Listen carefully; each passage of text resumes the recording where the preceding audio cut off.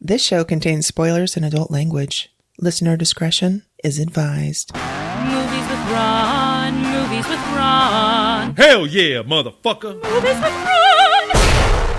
All right, I watched Kate and Leopold from 2001. I love that Remember movie. that? Hugh Jackman, Meg Ryan, Yeah. romantic comedy, time travel.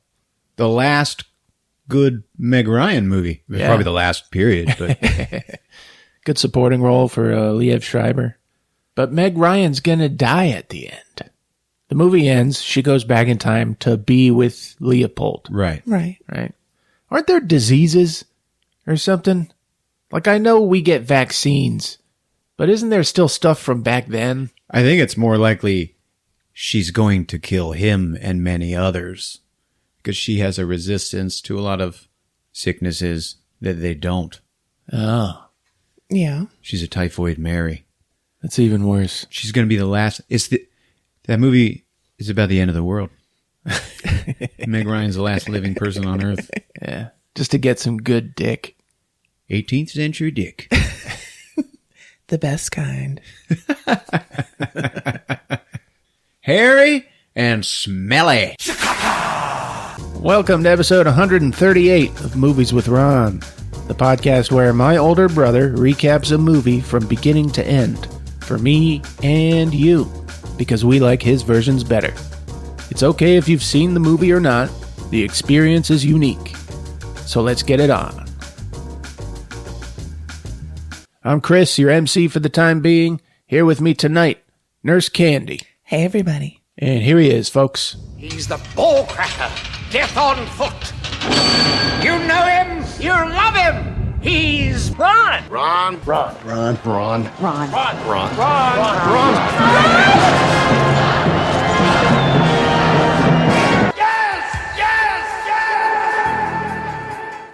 Hey, Ron. Hey, Ron. Hey guys, hello planet Earth, and welcome to 138. This is the point in the show where we thank people for liking the Facebook page. Oh yeah.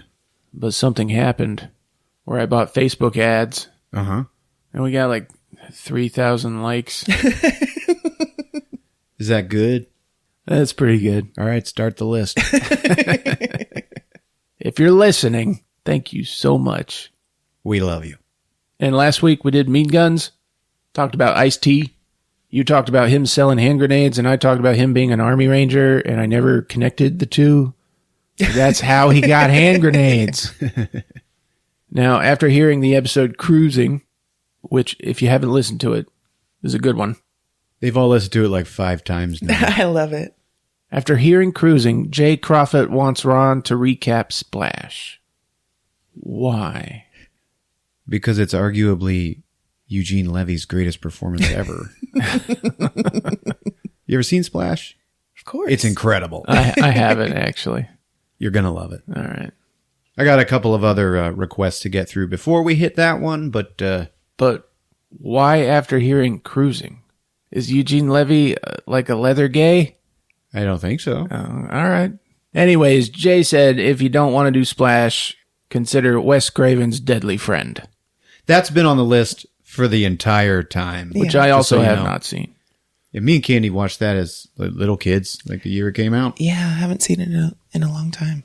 All right. Melinda on Twitter suggested Drop Dead Gorgeous. Remember her? Right. Now, I got a story about that. Okay. So that was going to be my next recap. And I had to, in order to find this movie, I had to buy a physical copy of it on DVD. So then I had to like wait for shipping and stuff. Yeah. And that's why it's been 5 weeks, Melinda. No, I'm joking. Anyway, I get this DVD. I'm like, all right, let's do this. I'm going to pop this in. We'll get this going. All right. I don't have anything to play a DVD on. I'm looking around my house. I don't. No? What's up with that, right? You don't have a game system or anything? See, that's what everybody says to me. And I'm like, no. And everybody at work is like, why? And I say, because I'm a grown man. All right. Moving right along. Sorry, Melinda. That's not funny to anybody. Bye, everybody. We'll figure it out someday. Fuck him. And Ezra Abbott wants A Boy and His Dog. I love that movie. That's a Yeah. good suggestion. That one got me thinking. What is that? Oh, man. Don Johnson, but like as a kid. Yeah. And it's post-apocalyptic, and he's wandering around with his dog that can talk. That's what the name of that movie is? Yeah. Huh. Okay. Jason Robard. It's weird. Weird part in that movie. They bring him down underground. Anyway. Yeah, don't spoil it. Okay. All right. Blumhouse is adapting Who Goes There? The story by John W. Campbell. Yeah, I heard about that. You know what that is, Candy? No. It's the novella that The Thing from Outer Space was based on. Oh. Later made into The Thing. Okay. John Carpenter's Carpenter. The Thing. Yeah. One of the greatest films ever made. John W. Campbell died, and his son found a bunch of unpublished chapters in an attic. Cool. Whoa. And then he published that, like in its complete form, but he changed the title to Frozen Hell by John W. Campbell. Yeah. And that's what Blumhouse is adapting, Well, it would have to trying be. to separate itself as much as it can from John Carpenter's The Thing. Mm-hmm. I hope they stick with Frozen Hell, because that's the dumbest title ever. I saw Parasite. Yeah? You guys need to see Parasite. All right. Really? All right. It's a little on the nose with the symbolism, Yeah. but fucking amazing movie, man. Deserved all those Oscars. Wow. Korean film won Best Picture. Come on. Yeah. All right, I digress. Demolition Man from Yeah. 1993. Woohoo. Everybody loves this movie, right? Yeah. I still love it. The title was from a Police song. Yeah. Good old Sting. And They he, actually like, play it over the end credits. And until you know about it, you're like, just turn it off, stupid song. yeah, he re-recorded it for the movie. And it's horrible. It's like, I was thinking about like singing part of it or something like I Yeah. did on Cat People, but it's just not the same. I was thinking that he has this nickname, the Demolition Man. They say it like twice in the movie. It's just not a good title. I mean, it's a great title, but this movie is amazing, and it could have had 100 different titles, you know? Right. Right. In Kuwait, it's called Rambo the Destroyer. That's right. I think that's way better. Written by Peter Lenkoff, the writer of Son-in-Law and R.I.P.D. Yep. Oh. Sylvester Stallone tried to get him to say that he wrote it. Really? No. Remember he did that with Cobra? How about I re-release your thing and say I wrote it? Okay, I got it now. Demolition Man by Sylvester Stallone. Although Fred Decker did uncredited rewrites. You guys like Monster Squad? Oh, yeah. Yeah. Night of the Creeps? Oh. He's the reason why you have the prologue at the beginning. At first, the movie just starts out in the future. Right. His reasoning was you have to show Kansas before you show Oz. He's right. You said a maniac's catch a maniac. Okay. Starring Sylvester Stallone, who said he is very proud of this movie. And I agree. Yeah. This movie works. It sure really does, does. man. It's a blockbuster. It's got all the corporate tie-ins that still kind of work. That's right. You know, This movie is kind of timeless. it's kind of a solid sci-fi movie.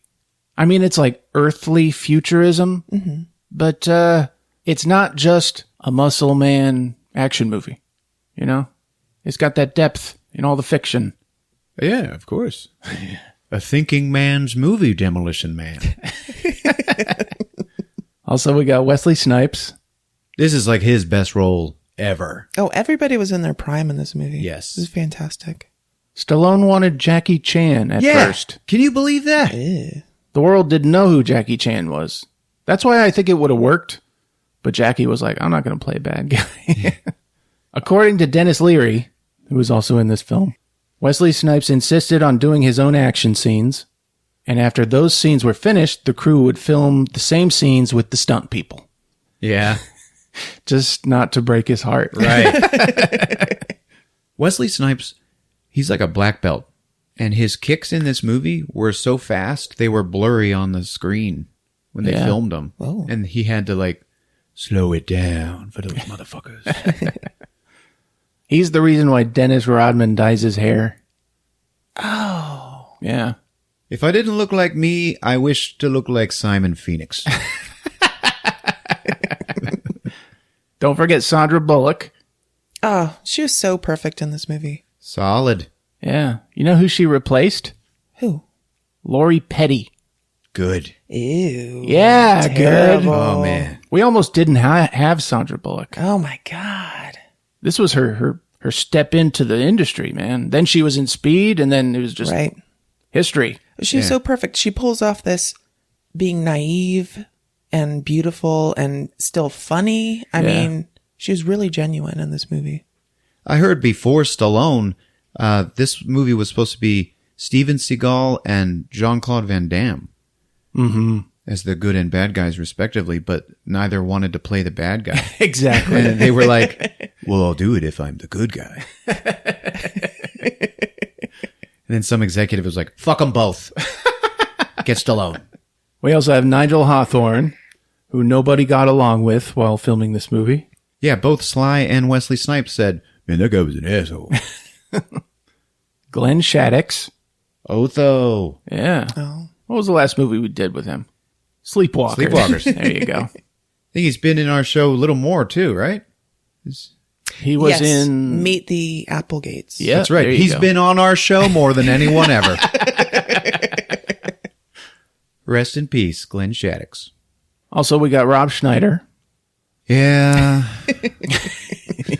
And if you look closely enough, at some point in this film, you will see Jack Black Man. Really? in a random extra role. He's got all my trivia.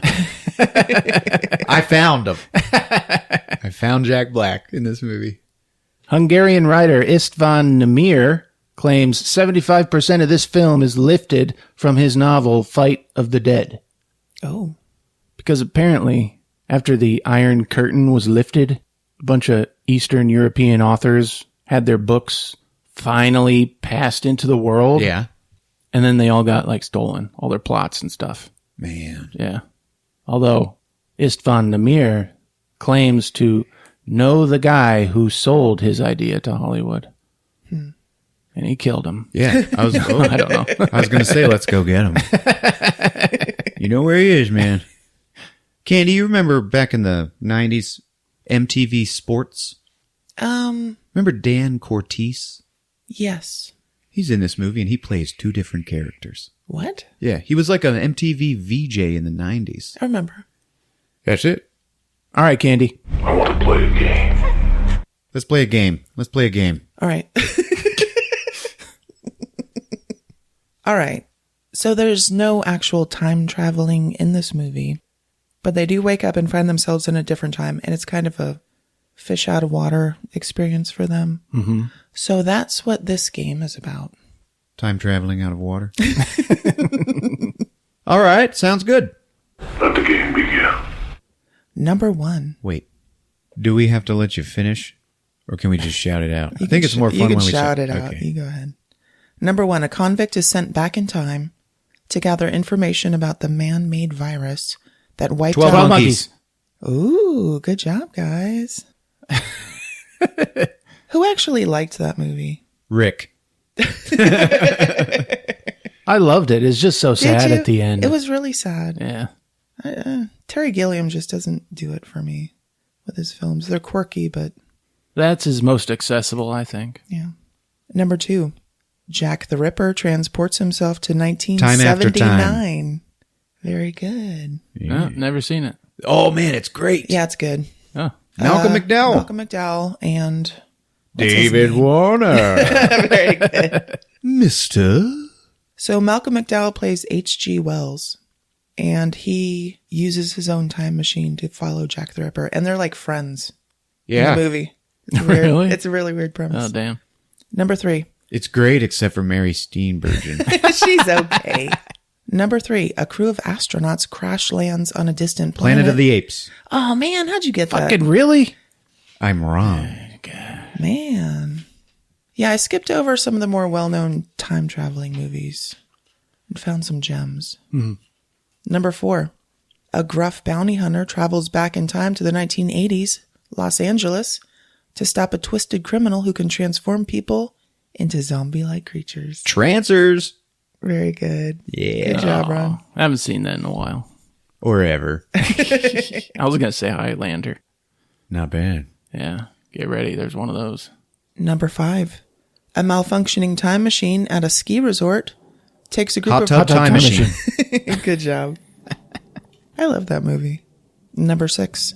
A military vet wrongly accused of a crime is sent to a mental asylum where he experiences time travel through a bizarre... The Jacket. Very good. The Jacket. I've never seen that. Really? Yeah. Really good. Really Dude, good. totally.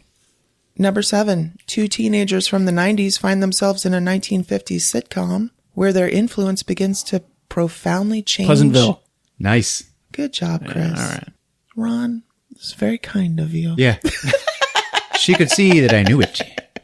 I was going to say, What did you give it to stay me? tuned. Gave it to you. I didn't give it to you. I'm sorry we ruined it. I was thinking. I saw Stay Tuned recently, actually. That's a good movie. It is. Oh, yeah. Number 8. An evil magician escapes the 17th century to 1989, where a witch hunter must stop him from trying to destroy the world. Warlock. What the fuck? Seriously?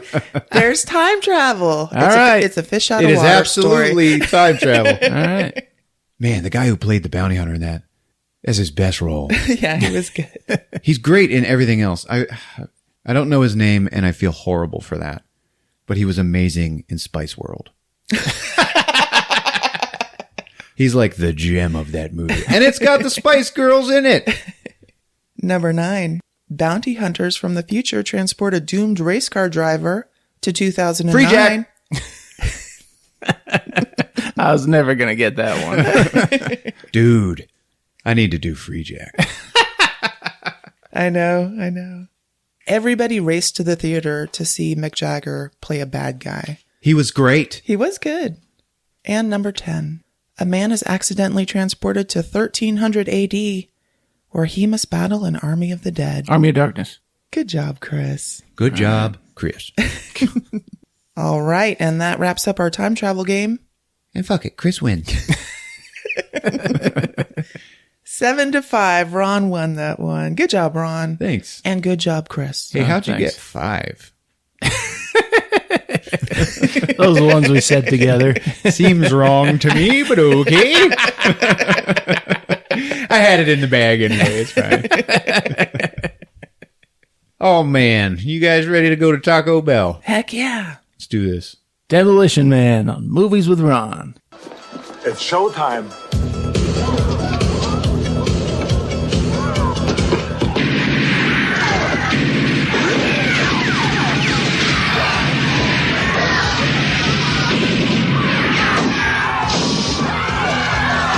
Get the people out! Come on! Get the people out! Here we are in L.A. in 1996. Right on. And it is on fire! The Hollywood sign is burning. Oh, the city's burning. It is a war zone. The cops, woo, woo, going on. And then in comes the Chinook. You know what that is, Candy? No. It's one of those double-bladed helicopters. Oh. The pilot, whose name is Zachary Lamb, which will come into play later. Fucking what? Yeah. And his co-pilot named Random Man. They're talking. They're like, why are we even here? What are we doing here? And then Sylvester Stallone like pops into the cockpit. Mm-hmm. Like, it's really loud up here, but I heard what you're saying. It's like, because some maniac hijacked a bus and he put a bomb on it. And if it goes over 50, then the bomb arms. And if it goes lower, it's going to blow up.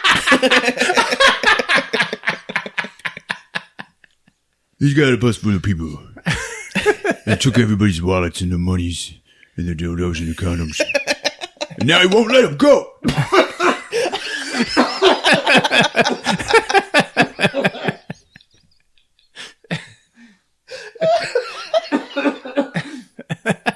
I'm in trouble here. Stop laughing. Sorry. One of these days you're going to die laughing. You were so animated. It hurt. He took all the condoms and the monies. Now I won't let him go. And I know who he is. Pilot's like, you want to share? It's Phoenix. It's Phoenix. And everybody's like, oh, Simon Phoenix. Yeah. He looks like Dennis Rodman. Except he's better. So he like gears up. Yeah, they're in a chopper, okay? He's putting on all this SWAT stuff. Puts on his black beret. Signature Demolition Man black beret. Yeah. Even though it's only in the movie for like 10 seconds. The beginning and the end, but it's like a big deal. Yeah. Outside, man, there is so much shooting going on. It's like a real war zone happening. There's like, it's nighttime and there's like tracer bullets like flying across the sky. And it's a gang war. Oh. Like, how do they have all that stuff? Simon Phoenix. That's why. So they hover over this building, this compound, and Stallone, he looks out the door and he drops a rope. Okay? He's like, goes down, and he looks right into the camera, and he says, set a maniac to catch a maniac. And that is like the most iconic line from this movie, right? Mm-hmm. Yeah. It's probably one of the worst lines ever written, though, like when you think about it. And not really because he himself is a maniac, or even a loose cannon, which he obviously is, but because he buys his own hype. Like everybody's like, he's a maniac. Yeah. And he, John Spartan, that's his name in this movie. He's like, yeah, man, I am a maniac. That's his downfall. Yeah. It denotes a certain lack of intelligence. Anyway, he jumps. But when he goes down, like on his way down, he yells, Phoenix! He gets to the end and he cuts loose off of the rope and just starts killing henchmen. Okay, the building is burning. And I'm like, this building is on fire. Okay, Why are they hanging around? The henchmen. They're like waiting in the burning building for him. They ambush him. He takes them out. He's a badass cop. He's a hero cop. He's a maniac, really. And he works his way down to the inner sanctum where we see Wesley Snipes. Okay, Simon Phoenix, baby. And he's watching him on cameras. Okay, like security cameras. You like chess? And he picks up this big skull knife. And he walks over, he stabs a bunch of fuel barrels and starts spilling gas like all over the floor. Because he is a maniac too. Stallone finds him. Don't move, Phoenix. Don't move, penis. Don't move, Phoenix. Don't move, penis. Simon Penis.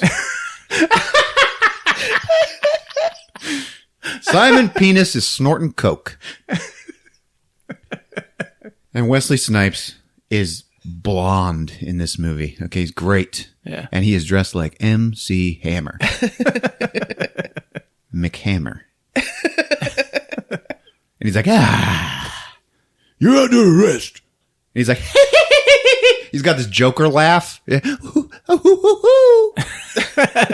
this movie, he does it all the time. It's great. He's like, arrest! Shit! And y'all trespassing. And he lights this propane torch. Where are the passengers? And where's the monies and the dildos and the stuff?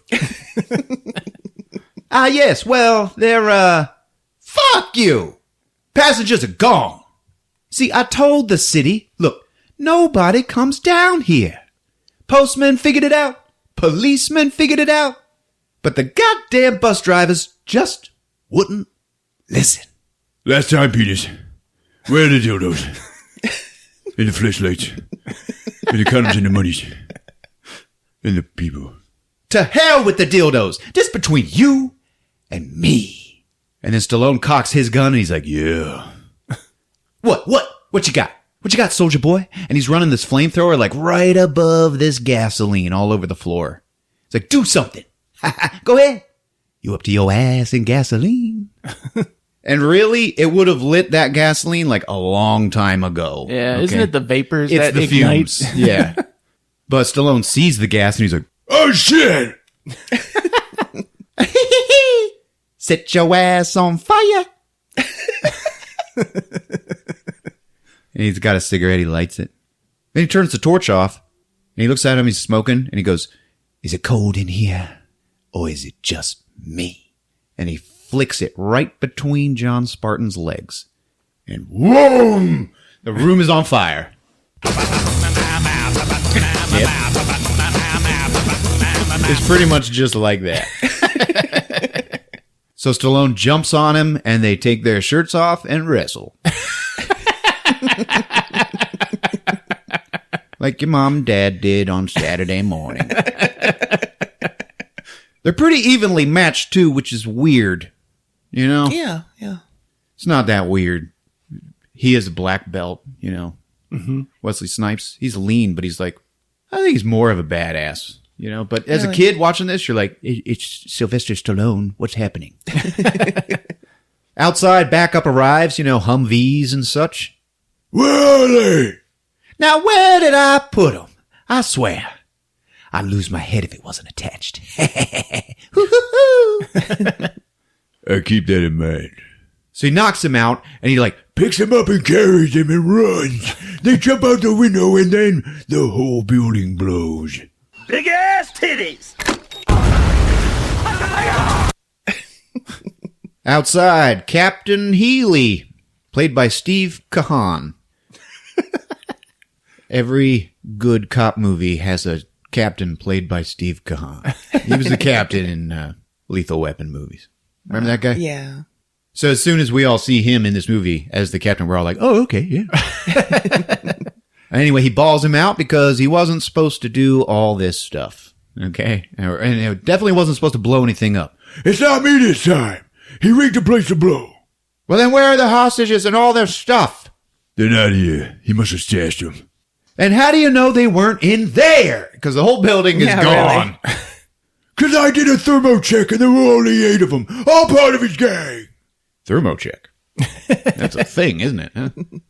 Like it even shuts the captain up. Oh. Phoenix is over there getting cuffed and he's like, ha ha, wrong again. Some random fireman comes up. He's like, Captain, oh my God, over here. There's like 20 or 30 bodies over here, man. And Stallone's like, oh, shit. I fucked up. Yeah. Yeah. Phoenix is like, Captain, I told him. He said he didn't care. He sacrificed all those innocent people for little old me. And we're going to spend a lot of quality time together, Spartan. Like they're going to prison together. Yeah. Send a maniac to catch a maniac. Just what happens. Everybody goes to prison. So they drag him off. See ya, sweetie. Honey. Sugar. You remember that? Stallone gets arrested. He's like, you got a lawyer? You better call him. He's like, fuck. It cuts to a future prison. This movie was released in like 1993 or something. Takes place in 96 at this point. Yeah. The future. And the opening credits start. And they are cool. And then across the screen, of course, Rambo the Destroyer. So they found him guilty, and he is in prison. He's being admitted. Where they strip search him in the body cavity search. With just one finger. And this guy checking him in, he's like a young kid, like he just got the job. His name is Assistant Warden William Smithers. I hereby carry out this sentence. And Stallone's like, skip it. You're going to have 70 years in a sub-zero rehabilitation in the California Cryo Penitentiary for the involuntary manslaughter of 30 innocent civilians with fleshlights and dildos. Skip it. Then they de-shirt him and they start injecting him this goo. Blue goo. You're going to be frozen and rehabilitated through synaptic suggestion, and you'll be eligible for parole in the year 2046. And then they Strip off his pants. and he's all shiny. He is a shiny man. Assistant Warden William Smithers looks at his penis and says, I'm sorry, Sergeant. That's okay. So he gets in a tub and it shuts. It's like, get in the tub. The lid closes on it and then they fill it with clear goo and it's cold goo. And he's like, banging on it. Yeah. Like, let me out, I don't like this. He said this was the scariest thing he ever filmed in a movie. Oh. I think because he had to be in that container. With it filling with liquid. Yeah. And he probably knows everybody in the world is stupid. This is where I die. So the warden pulls out a canister and he hooks it up. And inside the canister, it's like a big canister with this tiny little glowing blue ball in it. Obviously, it's important. Okay? He hooks the canister up to the tub and he's like, does a countdown and hits the switch. And then the little blue ball like drops real slow. And just the second that little blue ball hits his goo, Stallone just like, flash freezes solid. Okay, it's a block of ice now. So what's ever in that little ball, when we invent that, that's going to be a big deal. And more credits happen as we move over Stallone's frozen body in slow-mo.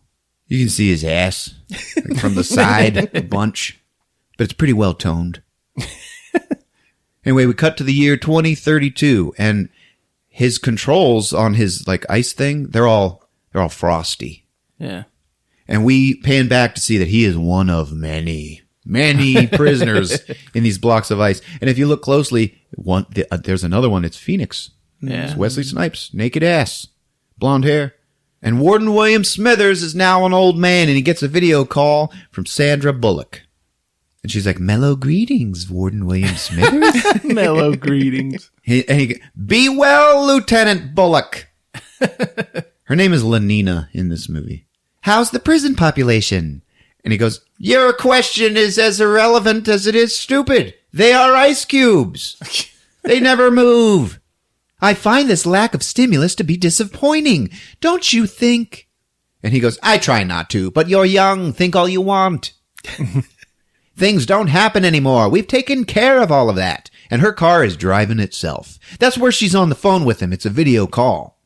She's driving in a car. She's a cop, by the way. In case that wasn't clear, which I assume it was not. And he's like, okay, be well. Be well. And then he walks into this room. He's got to go and do some parole hearing stuff. Okay, that's what he was telling her in the phone call, but, well, you know, whatever. And he has to walk up to this eye scanner and let it scan his eye. So here we are in the future, still doing retina scans. So Lieutenant Lenina Sandra Bullock is bored because everything's always fine. And she's a cop. She wants some action. Right. So she's got to go report to the station. Outside, man, it's all pretty and nice landscape. The future looks nice in this movie. And there's a park. And some weird automated thing just like comes up out of the ground and sprays a bunch of paint on a wall. But it instantly spray paints a nice graffiti thing. I mean, it's graffiti, but it looks great. And it just says, life is hell. That's a dumb graffiti. And it's signed EF. Everybody in the park like freaks out. Oh my God. And then the sign that it's painted over just zaps itself with electricity and the graffiti goes away. Oh. Like it was just there for 5 seconds. Yeah. The anti-graffiti technology has evolved. Anyway, now there's like a little mirror periscope that comes up out of the grass somewhere else, and down in the sewer is Dennis Leary where he belongs. And he's looking around and he's like, that's it. Food, glorious food. And it turns out the graffiti was a diversion so that they could not be their periscope wouldn't be seen. He's staking out a Taco Bell minivan. Nice. Ooh. Right? Mm-hmm. I didn't know they had minivans, but I am excited. And that's what they're doing. They're going to get ready to make a Taco Bell raid because they are the starving underdwellers of this society. Fucking van full of Taco Bell. Yeah. Hey, if you're not in America and you're listening, Taco Bell is where it's at. Oh, yeah. If you're going to rob a fast food van, do the Taco Bell one. Yeah. Oh, that is a thing. Yes.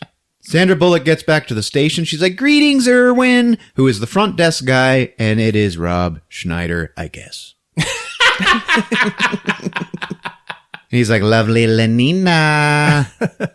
And he answers the phone like a receptionist. He's like, hey, hello. Thank you for calling 911.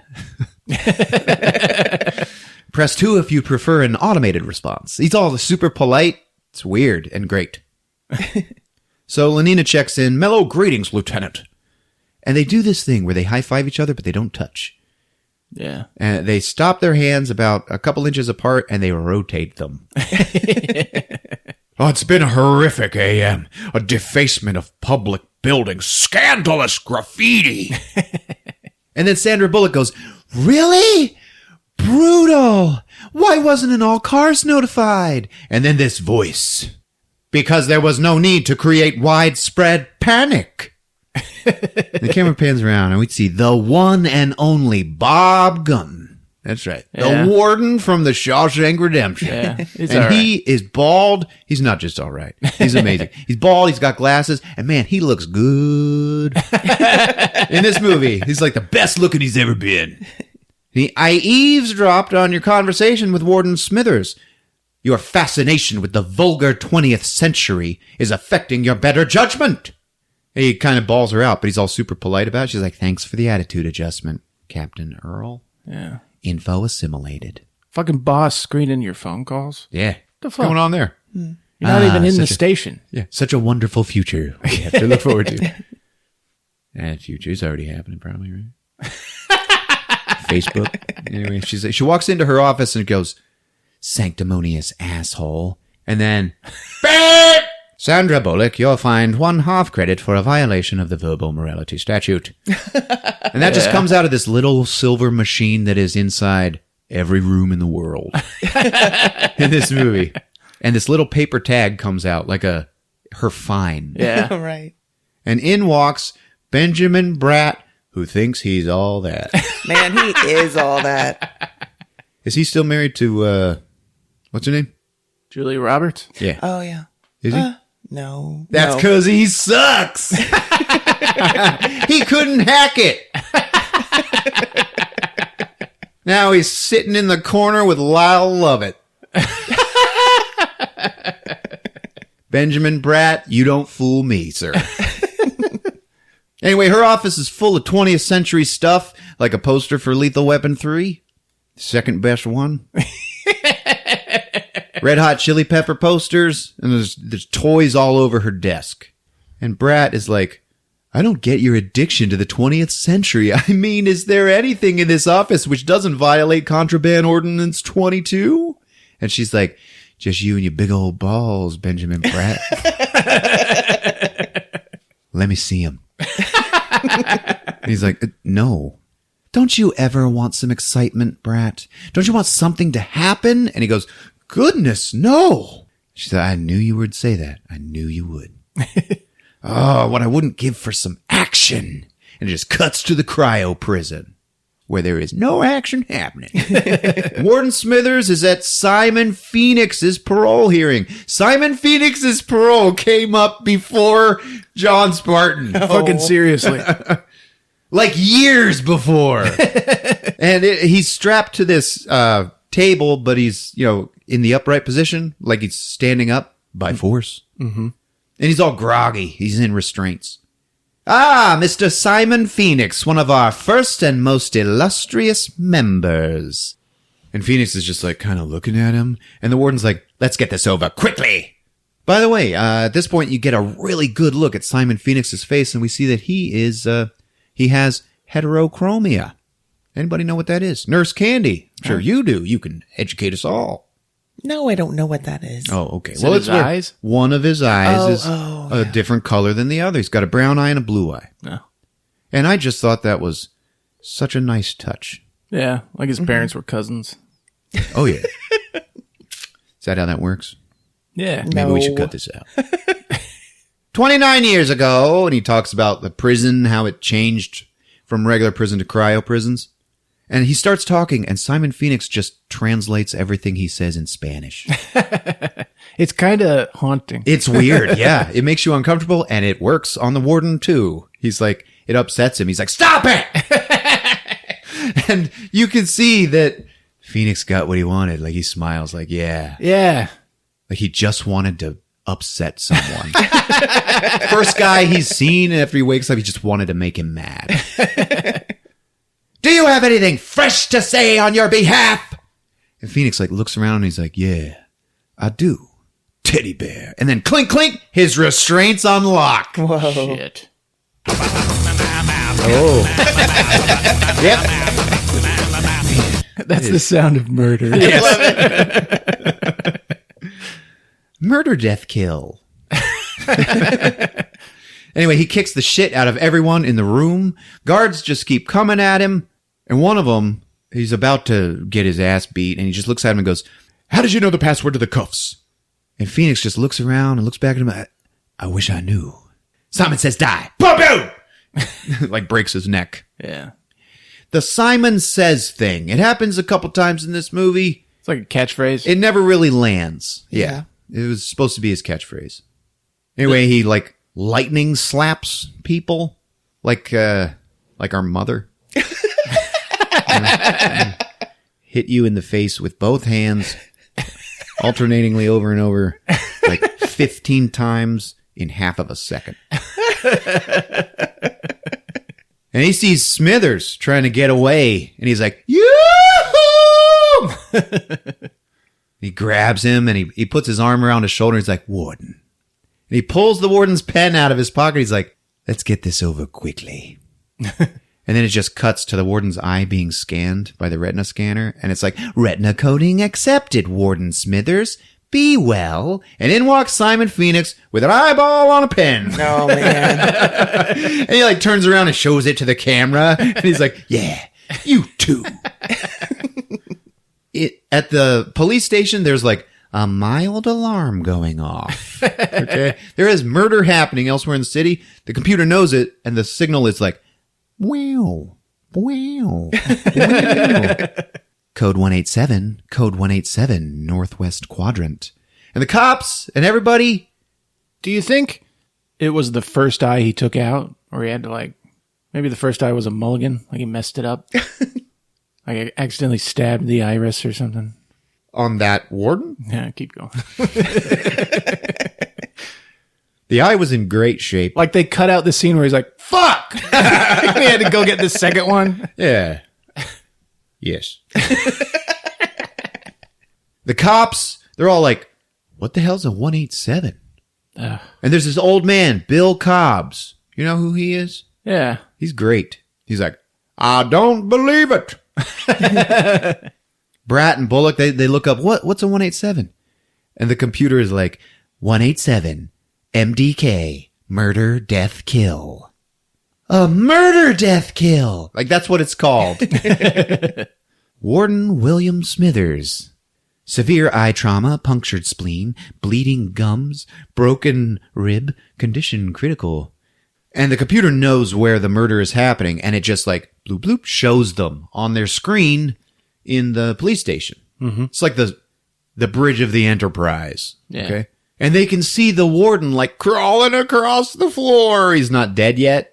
Oh. And then he's like, and dies right there on the screen. And all the cops vomit. Like they can't handle it. It's so disturbing to them. And the computer's like, do you wish to assign a coroner? I think that's great. The chief or the captain, whatever, bald man. What did I say? John Gunter? Bob Gunter. He is like shocked. Lenina looks up the parole hearing schedule, okay? Mm-hmm. That the warden was going to do. And it starts showing all these names, and Bill Cobb just goes, it's Phoenix. She's like, who? Simon Phoenix. He always punctures the spleen. So she looks up Phoenix. He's like, I know him. He's evil in a way you've never read about. A criminal the likes of which you've never seen. My granddaddy used to hang with him. Mm-hmm. Started a band together. Sang about boners and nice times. And they look up his like personal code, which everybody has. It's basically microchipping everyone in the world. Mm-hmm. They look it up, and he has none. Yeah, that's because he was chilled in the 20th before they started low-jacking everybody. In a bad time, he was the worst. Emergency 187. And then someone else has just died. Oh. Like they can follow where Phoenix is going based on the murders. Yeah. Prison parking lot. And he stole a car from some doctor that he murdered. So they track that. It's going to Beverly Hills. The best place. So they got to lock in on this vehicle so they can track it like forever. And fix its code. Doctor's vehicle has been code fixed. And Lenina's like, glorious! Like she just did something so awesome. And really, she did. Like these cops never have to do anything. And the chief, he's like, yes, fine work. Good. Everybody's so proud. Like that's it. That's all they did. All nearby units, protect, serve, Wilshire and Santa Monica. Oh, that reminds me. I don't know if you guys know this or not, but I'm not trying to brag, but I am adopted. What? That is where Mom bought me with cash.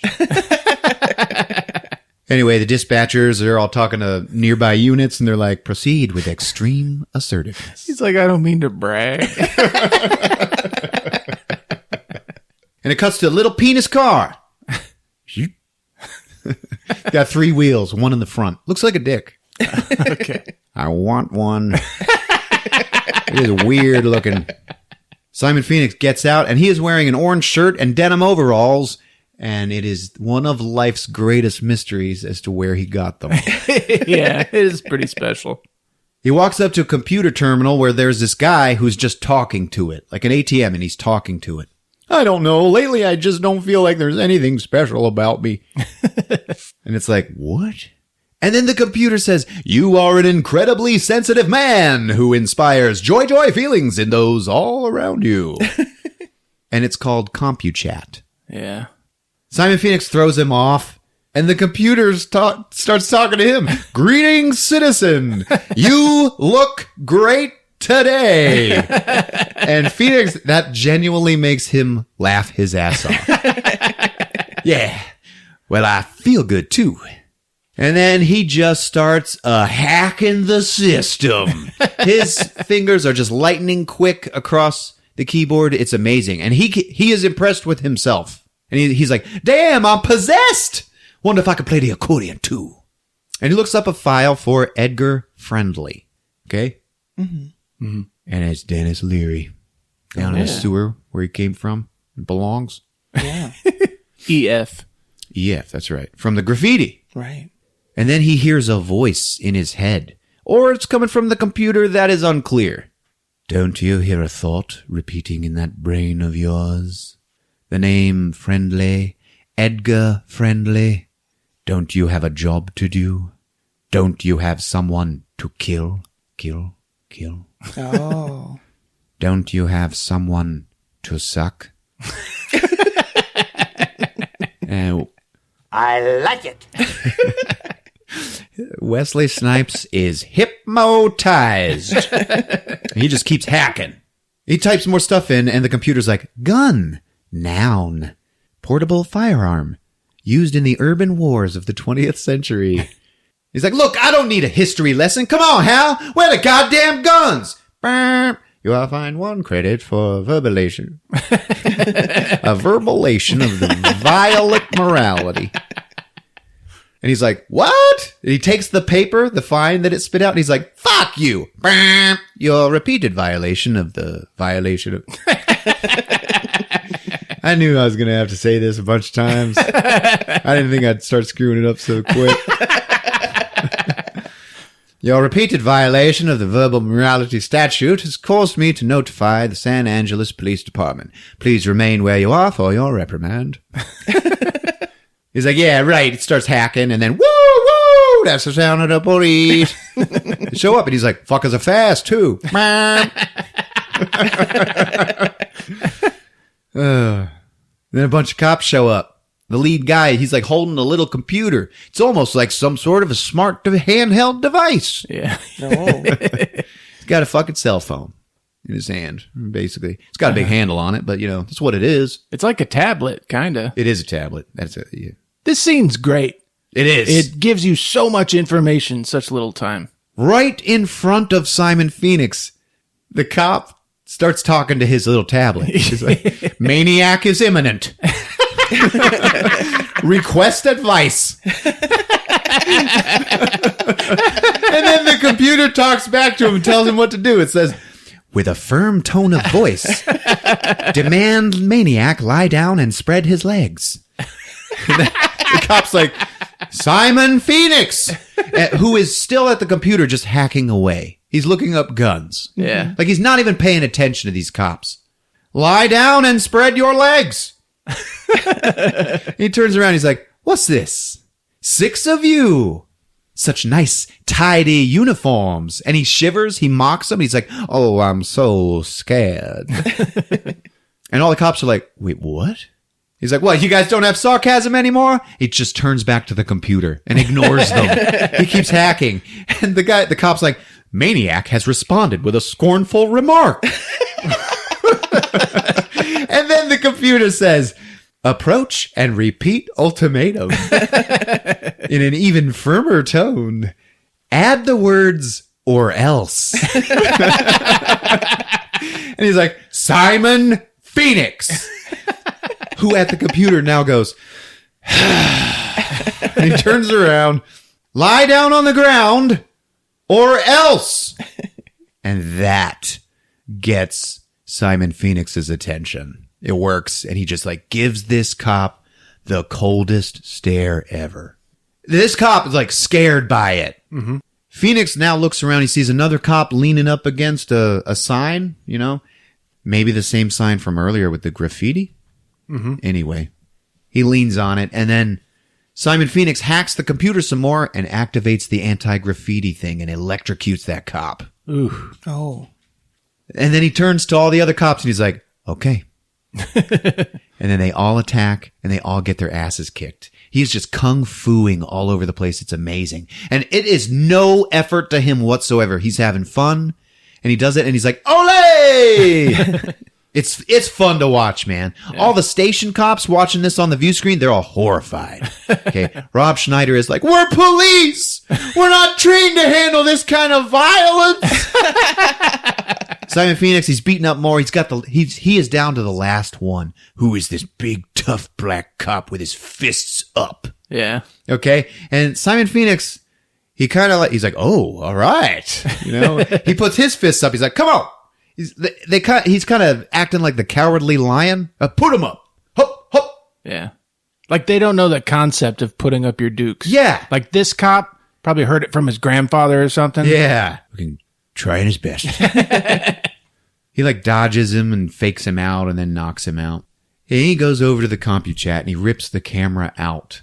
And he's like looking into it. And so on the screen in the station, it's just his face in the screen. And he's like, and the home of the brave play ball. Then he breaks the camera and it ends up shorting out every camera for 6 blocks.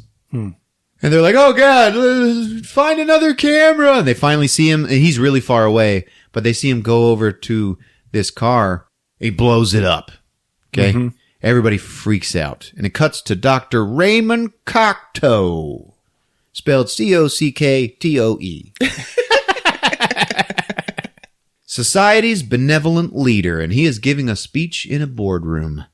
He's talking about today's events. It's like, the problems are not the MDKs or the public destruction of property. The real problem is Edgar Friendly detonating graffiti on the streets of our peaceful city. Also, his voice is the same voice that's like, Nurse Candy, you have been fined 1 credit for her donation. I did it again. I don't care. Fuck everyone in the world. You've been fined 1 credit.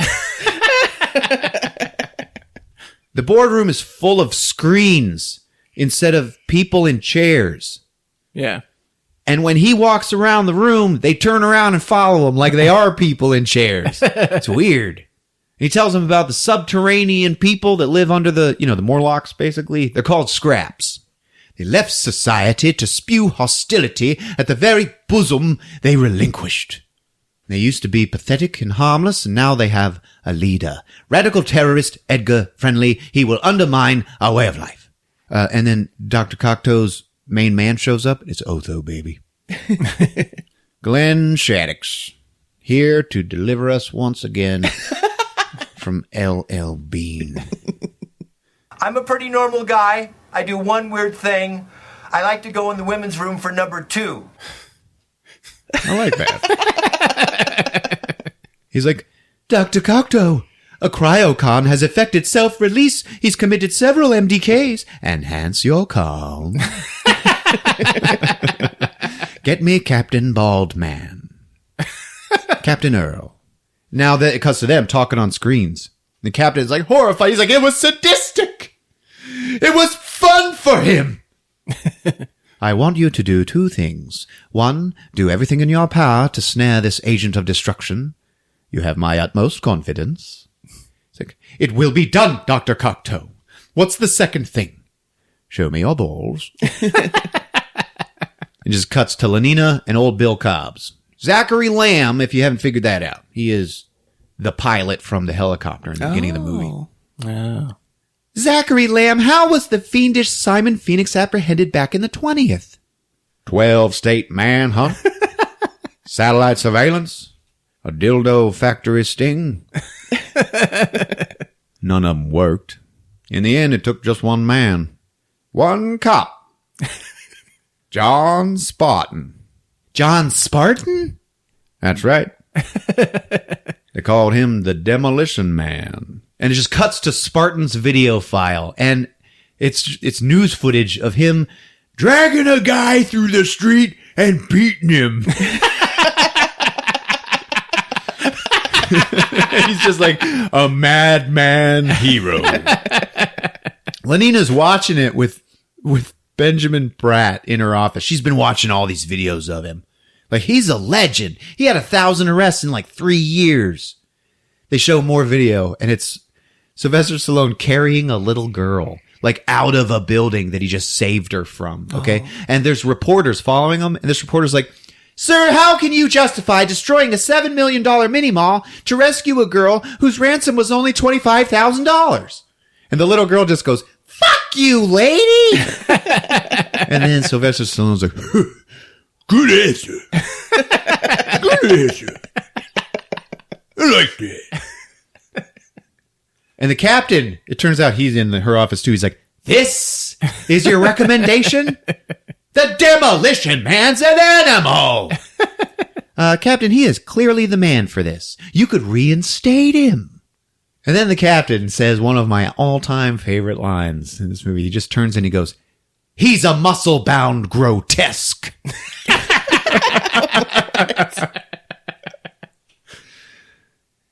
He hasn't worn a shield in over 40 years. And then Zachary Lamb's like, Simon Phoenix is an old-fashioned criminal. We need an old-fashioned cop. Fuck yeah. Yeah, and it's like, and it just cuts to them cutting Sylvester Stallone out of his big old ice puck. It totally makes you forget all the bus victims he got killed. Yeah. He's an old-fashioned cop.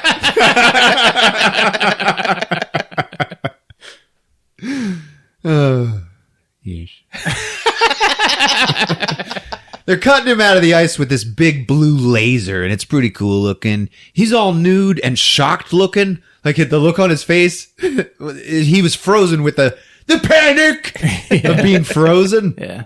So they wake him with lasers and science, and he rises out of a steamy vat. He's all naked. He's just laying there like a piece of chicken. And he wakes up like crying. There's the captain and Lenina. They're there with him and they're watching. Hunting down an escaped cryocon by releasing another one. I am unconvinced. It is within the powers of the police charter, sir. You know, he can be released with limited parole and reinstated to active duty. So he's all restrained and groggy, just like Simon Phoenix was in his parole hearing. Right. Detective, wake up. It's 2032. And Sly's like, how long have I been under? Say 36 years. Jesus Christ. I had a wife. What happened to my wife? She was topless water skiing and slammed into a shrimp boat. He's like, oh my God. I bet that was so hot. Detective?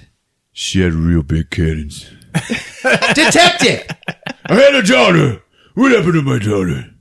Well, she was driving the boat, so...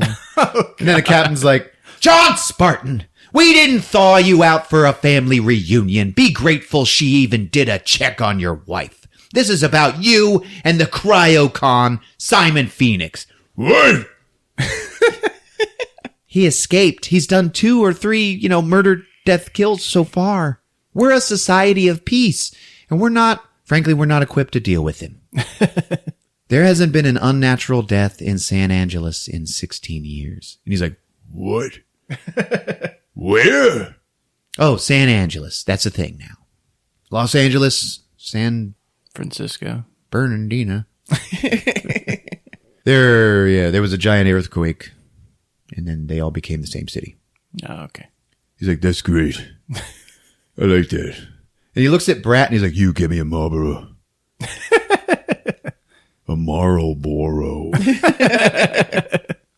And he's like, oh, sure, no problem. What is that? It's a cigarette, any cigarette. Oh, yeah, that's illegal now because it's not good for you. Anything not good for you is illegal, like alcohol, caffeine, contact sports, meat. Are you shitting me?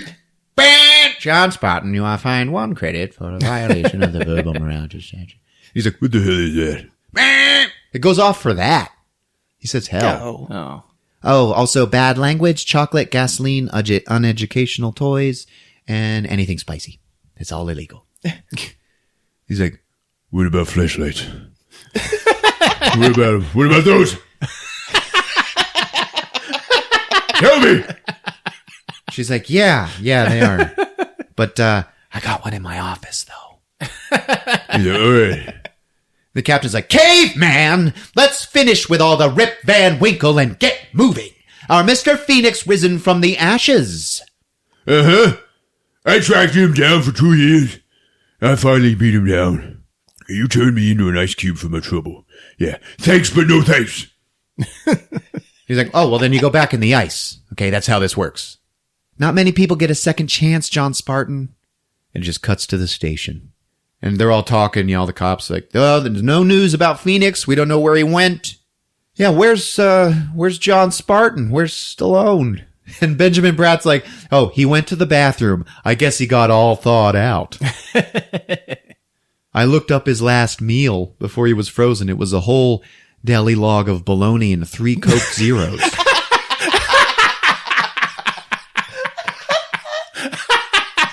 Fucking Coke Zeros. And then out he comes, out of the men's room. Don't nobody go in the bathroom for about 45 minutes. I might open the window. He's all uniformed and looking good. Yeah, that was like two shit samples in a row. That was good. One of the cops goes up. He's like, mellow greetings, sir. I formally convey my presence. He puts his hand up to do the touchless high five. Yeah. And Sly just slaps it. He's like, How you doing? oh, John Spartan, we're not used to physical contact greetings. And that cop is across the room going like, ew! Yeah. Germs! Hey, look. I don't know if you guys know it, but you're out of toilet paper. And Benjamin Bratt's like, did you say paper? Did you say toilet paper? Oh, yeah, back in the 20th, they used handfuls of wadded paper. And Rob Schneider's like, oh my God. She really researched the 20th century. Yeah. I'm happy that you're happy, but where the toilet paper is supposed to be just has 3 seashells on a shelf. And Rob Schneider, like his one redeeming moment in this movie is like, he doesn't know how to use the 3 seashells. Is that you, Spartan? Oh my God. Zach Lamb? What happened to you? I got older. They finally grounded me. Oh, shit. You were a damn good pilot. Bam! John Spartan, you are fined 1 credit. Verbalation. He turns and he looks at that thing that just spit out the fine. And he goes, I'll be right back.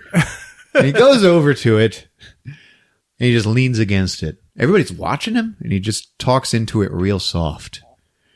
Thanks a lot, you shit-brained, fuck-faced, ball-breaking, duck-fucking pain in the ass. Yeah, and it keeps spitting out all these fines. And then he grabs all of them, and he turns to everybody and goes, So much for the seashells. I'll be back in a minute. he goes back into the men's room, okay? Which, it's funny, but that means he had an ass full of shit under his uniform slacks. That's right. The whole time they were talking. Poopy crack. He's gonna need a bidet now. I got an ass full of shit. I've been working on this joke where Goofy and Mickey Mouse are talking, and Goofy has like shit in his ass. I can't do Goofy's voice though, so I'm cut off at the knees. I got an ass full of shit. I've been writing this one joke where he calls Mickey on the phone from like Daisy's bathroom. Like he was doing something for her at her house, like helping her pot plants or something, right? He got dirty, so he asked if he could use her shower. And he does. And she's like a really, it's Daisy Duck. Her bathroom's going to be like pristine, right? With those like really nice towels that you're like, is this a towel I'm supposed to use? Or is this because it looks nice? Like, where's the real towels? Anyway, he calls Mickey from the bathroom after he took a shower. And he's like, Mickey! And he tells him how like, I got done and I was drying off with one of those nice towels. And when I dried off my butthole, there was poop on it.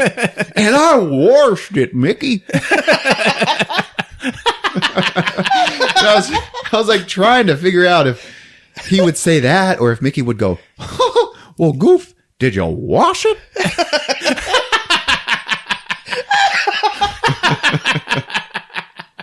Anyway, I'll let you know when it's done. So Lenina talks about coding and the microchips in the hands. And the captain's like, oh, you got one, caveman. Your code was implanted the second you thawed. And Stallone turns and he's like, Why don't you just shove a leash up my ass? bah, verbalization. And the captain is like, you dirty meat eater. Like, I love in this movie how offended the captain is by Stallone's existence. You're going back, John Spartan. You're going back. Lenina's like, please dump some hormones. We need every cortex here. We don't need the Neanderthal. Our computer's already figured the whole thing out. It is determined he'll attempt to set up a new drug lab and form a crime syndicate. Syndicate. The syndicate. You like chess? That's really fucking stupid. Bah. You think he wants to start a business? Phoenix is going for a gun. Plain and simple. That's preposterous. The only place someone can even view a gun in the city is at a museum. And then they're all like, oh shit. And it just cuts to the museum. The San Angeles Museum of History and Dildos. A real 2010 excavation under a glass floor of a street scene. Like, that earthquake happened. Uh-huh. And the city was buried. Yeah. So there's like a real ghetto alleyway under the floor of this museum. Simon Phoenix comes in and he goes to the map. And there's some weird thing that happens here. He's looking at the map, and then there's a couple of Asian people walking by behind him, and he just turns around and he goes, ching chong, ching chong, ching chong, chong. Yeah. And it's just like, what? This is some pointless ass racist shit. Like, no reason for it to be in this movie whatsoever. And Phoenix just laughing his ass off at it. Why'd they do that? I don't think that was in the unlikable. script. I think that's something Wesley Snipes would have just done back then. Yeah?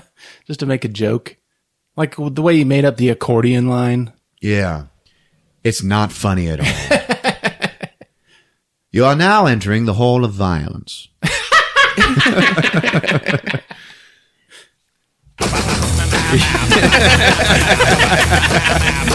A primitive visual representation of the behavior from the late 20th century. And he's like, home sweet home. We got Lenina, Brat, and John Spartan all getting into the cop car. He's like, I'll drive. oh, fuck it. It's too complicated for him. And he gets in the back seat. Okay. That's like 5 minutes right there, okay? It's future car. Yeah. He can't drive the car. On the road, he's like, Looking out the window, like, maybe kind of sad. what's wrong, John Spartan? You seem so alone. How about some oldies? She turns on music and it's like, oh, what a relief it is. The fuck is this? Oh, yeah, nothing but mini tunes on this station. You called them commercials. And there's a DJ. He's like, and now the number one request of the day, Armour hot dogs. And Brat and Bullock, they're all like, oh my God, I love this song. And they sing it. You want to sing it? Armour hot dogs. They moan when you shuck them. This one's my fave. Yeah. And they're all like doing that. And Sylvester Stallone like rubs his forehead and he goes, Somebody put me back in the fridge. Somebody put me back in the fridge. Somebody put me back in the fridge. In the fridge. Simon Phoenix is going nuts for all the guns in the museum. He loves them. He can't break the glass, though. He's trying to ninja kick it. Nothing happens. A docent walks in, and he's like, mellow greetings. What seems to be your boggle? Phoenix turns around. He's like, my boggle? Exactly. If this movie has one thing to offer you, it's that little exchange. My boggle? Yeah. And Phoenix goes, oh, bruh. Wait. How much do you weigh? And it just cuts to him throwing that guy through the glass. Yeah. That's how you break future glass. With a body. It is a badass moment for him. It is pretty cool, yeah. The museum is in full panic, okay? And he takes the guns out of the cases, and they're all loaded. He just click, click, boom.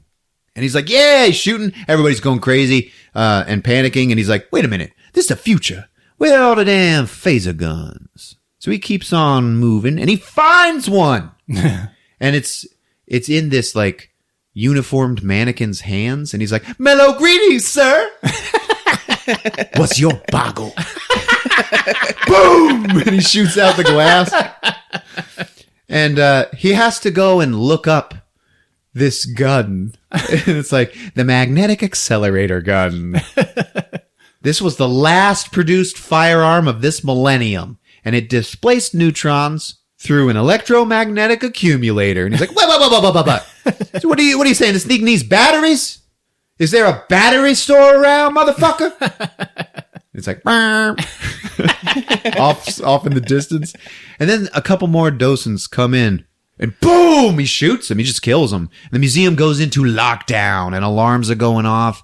And the computer's like, when activated, the magnetic accelerator gun will achieve fusion in 2.6 minutes. You guys know what fusion is? It's cool. Let's talk about fusion. He's like, yeah, well, I was thinking about leaving quickly. And then the three cops arrive outside, okay? And John Spartan sees a fucking periscope come up out of the grass, and it looks at him and then goes back down. He's like, hey, I give up. like he doesn't even care. Simon Phoenix is filling a tote bag with guns and ammo, okay? Benjamin Bratt is using the same computer thing to tell them what to do. And it's like, establish communication with the maniac intruder. And Spartan just grabs it out of his hand and goes, wrong! Throws it! Hey, Luke Skywalker, use the Force! Now what the hell is this? What you got here? She's like, oh, that's our electric club. This is their weapons. They don't have guns. Yeah. It's called a glow rod. Mm-hmm. And Benjamin is like, it's what we got. Does it work? And then he just takes it and touches the tip of it to some random guy's head. And that guy just gets knocked out. Yeah. It just incapacitates him. He's like, oh, I guess so. All right, clear the building. So Lenina gets on the radio. She's like, I want the building clear, blah, blah, blah, and I want it 90 seconds ago. And Sylvester Stallone's like, Impressed. All right. You guys wait here. Give me 10 minutes. and they fucking wait. And he goes in the building by himself. There's Simon Phoenix trapped in the armory because there's like, glass doors. He's out of bodies to throw through them. And then he finds a cannon. And when he sees it, he goes over, he's like setting it up. Mm-hmm. And he's like, the museum is sealed. And in sneaks John Spartan, right past a really cool Diet Pepsi display. And he's got his glow rod. And then, boom! The door blows open, okay? And Phoenix is like, the museum is no longer sealed, is it? What can I say? I'm a blast from the past. And then he just hears, you should have stayed there. He's like, whoa. That voice sounds familiar. Who is that? And he just starts shooting. Sylvester Stallone, he's ducking and dodging. And he yells out, bad aim, Blondie. John Spartan, they'll let anybody into this century. Boom, boom, boom, boom. Simon says bleed. And it doesn't land. They're both looking around on the ground, finding guns and cocking them. They have a standoff. Okay? Simon Phoenix tries the laser gun, and it does not work. Come on, you space-age piece of shit. So let me get this right. They defrosted you just so you could lasso my piddly ass? Damn, you been had. I've been dreaming about killing you for 40 years. I've been dreaming about flashlights. Phoenix gets away, and he hides to ambush Spartan in the room with the glass floor. Okay? And there's a thing that I didn't say is the lights that are hanging from the ceiling. They're like conical and sharp and pointing downward. Oh. So as soon as you see that, you know what's going to happen, right? So Spartan shoots it and the whole floor crashes in and they fall. They have a shootout in the old-timey ghetto alleyway. There's like a pawn shop and everything and all the lights work down there. And then all of a sudden, Phoenix's laser gun goes, ACMAG now reactivated. And he's like, oh, shit. About time. Past is over. Time for something new and improved. And then he shoots it at him, and it's like, and just this ball of light just fires across the alley. And Stallone's like, oh, hell. And he has to jump. And like he hits a fire hydrant. There's water everywhere. Holy shit! I love this gun. Oh my God, I love this. Stallone tackles him and they go hand to hand, if you know what I mean. Phoenix beats the shit out of Sylvester Stallone. Like, takes him to school. Yeah. Okay? Phoenix is like swinging a shovel around, and Stallone actually picks up a television set. Now, an old-timey television set. They were like kind of squarish. Yeah. And he swings it around by the cord, and it doesn't break. And there are a select few of us in this world that know that is a absolute reality. You remember that, Chris? We've done that. And then Stallone jumps up on top of a car. Remember, there's water coming out of the hydrant. He pulls out his rod. His glow rod. Yeah. He's like, "You're dead, Spartan!" You forgot to say Simon Says. You forgot to say Simon Says. And then he sticks it in the water. And it throws Phoenix back across the room, and he lands right there next to his ACMAG gun. Oh. He shoots it at him, and there's this huge explosion. It blows a hole in the wall, and he escapes with all of his guns. Okay? Outside, he runs into Dr. Cocktoe. Dr. Cocktease. Hello, Dr. Cocktease. And Otho. And he shoots at the doctor, but he misses. Okay? Don't worry. I'll get you with the next shot. Oh, no, I don't think so. And then Phoenix, he's like trying to shoot him, but he can't do it. Like mentally. He's like shaking. Oh. And he like has to just put the gun down. No. And then Dr. Cocktoe starts walking around him. He's like, ha, ha, ha, ha, ha. No kiss, kiss. No bang, bang. And you were doing so well. Now, don't you have a job to do? Isn't there a thought repeating in that barbaric brain of yours? The name Friendly, Edgar Friendly. Don't you have someone to suck? Don't you have someone to kill? Phoenix aims his gun at the guy again and can't do it. He's like shaking and he has to put it down. He's like, yeah, I do. Excellent. Then go and do your job. And you just hear, Phoenix! And here comes John Spartan. He's running up. Shit! Saved by the bell. And Phoenix runs away. So John Spartan meets Dr. Cocktoes. You don't know how lucky you are that maniac can whack you. Well, I must say that whacking sounds most agreeable. However, you saved my life. No problem. Yeah, not bad for a 74-year-old. Simon Phoenix has finally matched his meat. You really licked his ass. And then Stallone's just like, yep. I licked it good. Captain shows up, and Dr. Cocktoe is like, he asks, who is this man? And he has to tell him who Stallone is, John Spartan. Tells him he reinstated him. You said do anything in our power. Yes, I did, yes. I do recall his exploits. Didn't they call him, yes, of course, the Demolition Man? Rambo the Destroyer!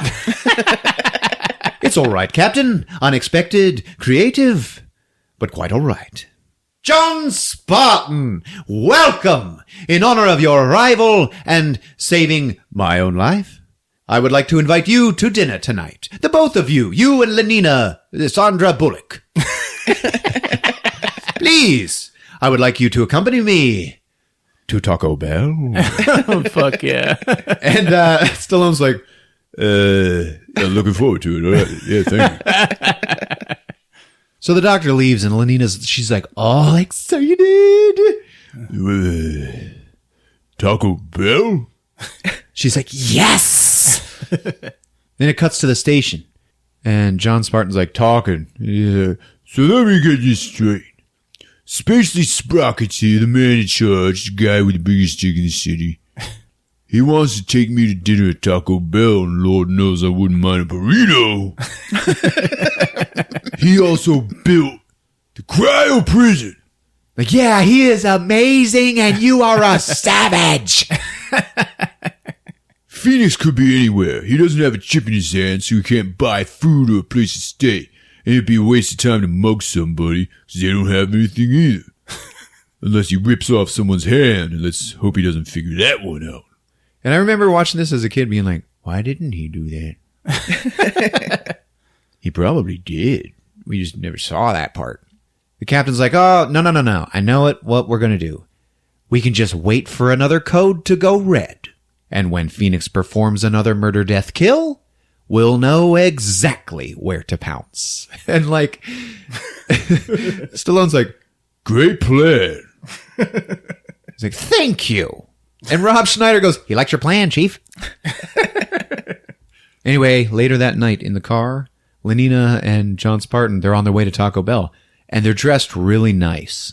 So they're talking. She's like, I was looking at some videos and some stuff in the Schwarzenegger library. He's like, the Schwarzenegger library? She's like, yeah, the Schwarzenegger presidential library. He's like, what the hell? He was president? There's a whole thing. Schwarzenegger was president in the Demolition Man world. Fuck you, asshole. Wait. Into the boat! Been a while since It cuts to Phoenix, and he's outside somewhere, and he opens up a sewer manhole. Okay? He's like, all right, let's see what's going on here. And he opens it up, and all this steam comes out, and he goes, oh, shit, that smell. I love that smell. It's funny, man, because he's obviously grossed out, or you would think he would be. He's like, oh, shit, I love that smell. Reminds me of biscuits and gravy. He's throwing his bags in. Edgar Friendly, whoever the fuck you are, prepare for Simon Phoenix. And he jumps in. So we're back in the car with the other two. He's like, why are we going to Taco Bell? You're being sarcastic.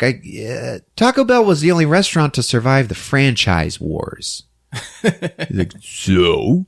So now all restaurants are Taco Bell. And he's like, no way. So they pull up to this super nice Taco Bell. And it's got like a space logo. It's like a bell with a planet revolving around it. It's pretty neat. Yeah. The real Taco Bell actually used it when this movie came out. Mm-hmm. They had Taco Bell Happy Meals with Demolition Man stuff. Commemorative cups and such. They walk inside. It's super nice. There's a piano player sitting there playing and singing the Jolly Green Giant song. Yeah.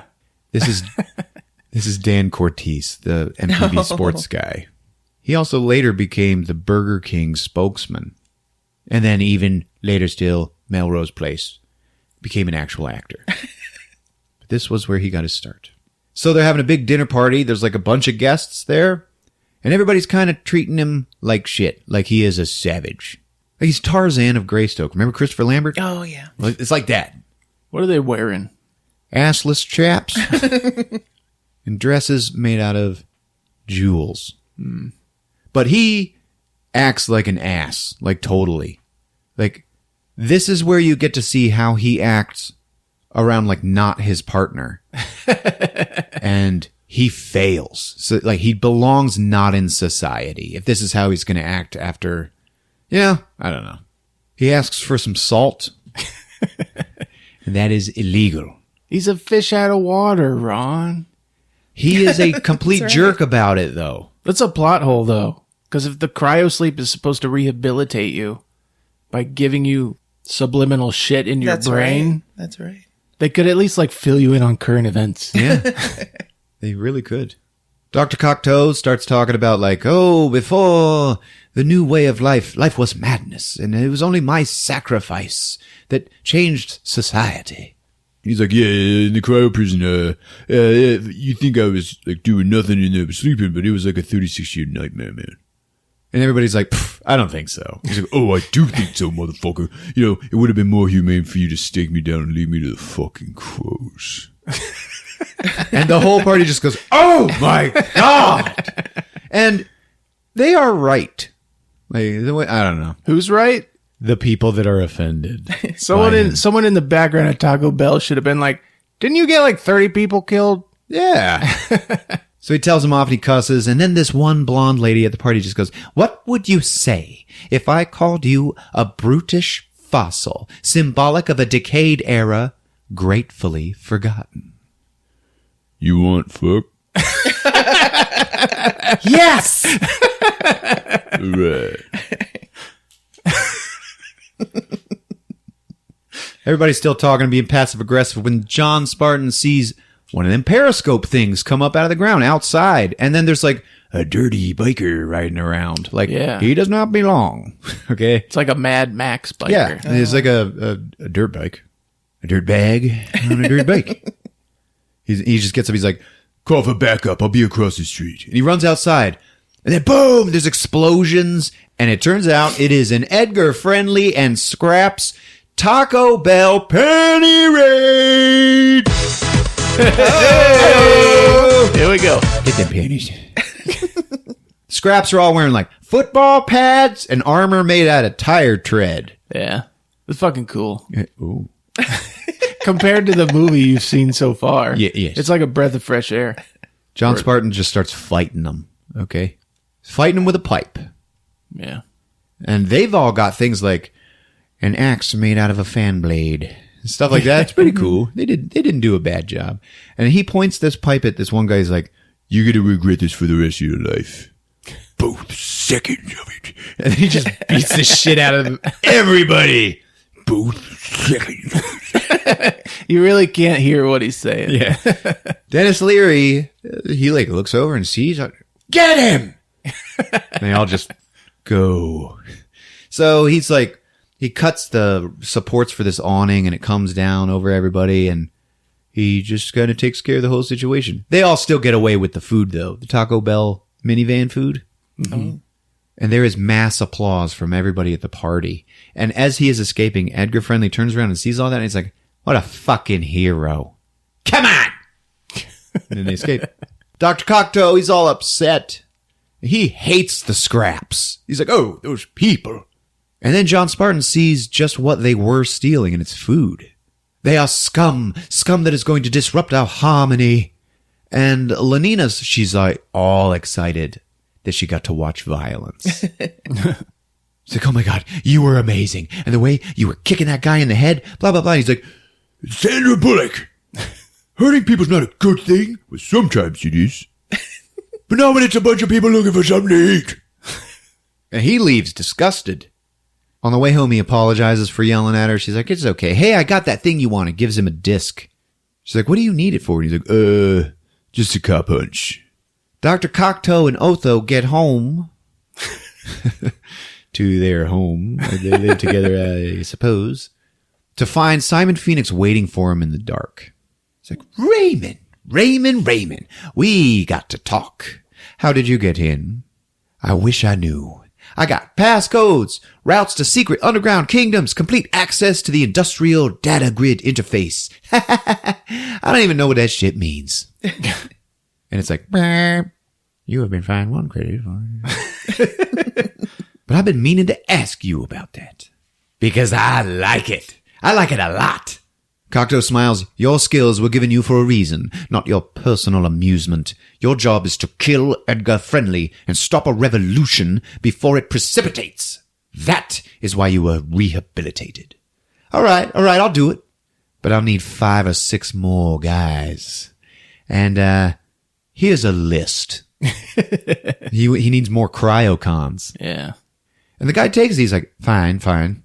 By the way, Simon Phoenix is now fully decked out in tire tread armor. Just do it. Get it done. You're beginning to be more trouble than you're worth. Oh, Raymond! Don't say that! And what do I get out of all this? What do you want? Malibu! Santa Monica! How about all the coastal cities?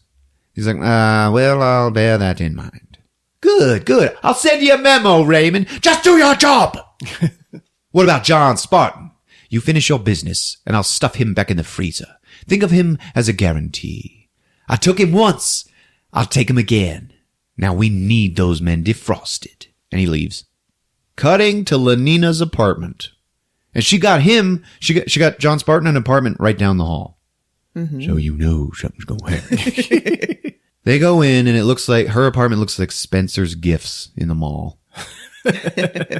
She's like, John Spartan, after seeing your heroic, violent behavior, I was wondering if you would like to have sex with me.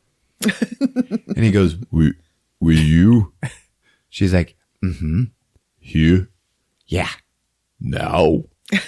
She's like, oh yeah. Oh yeah. Flesh. She's like, great, I'll be right back. And she walks out of the room, and he's like, all right, he gets naked. He's like a giant chicken breast with a horse dong. See, you thought earlier that it's because it was small, but it's like too big. It gets in the way a lot, but it's better to be a shower than a grower. Am I right, Chris?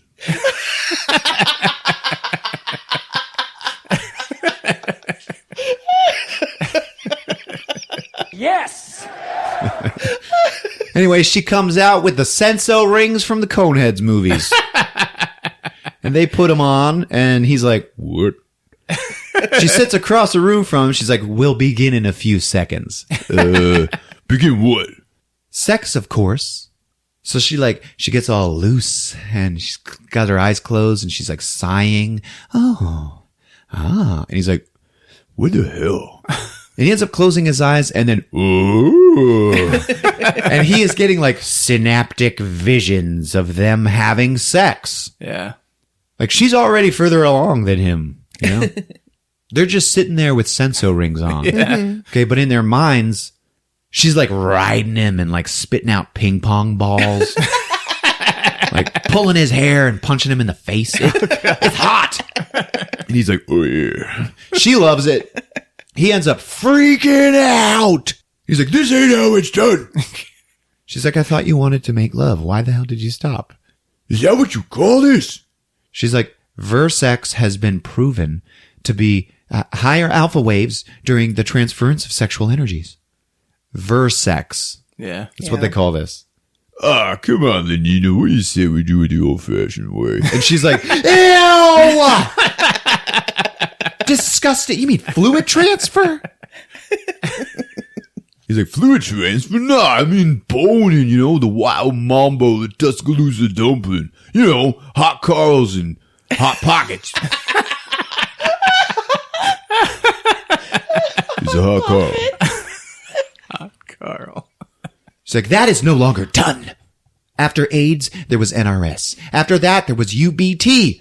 Not even mouth transfer is condoned. And he's like, kissing's not allowed.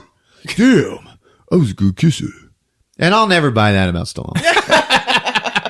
But I'll bet that he believes it.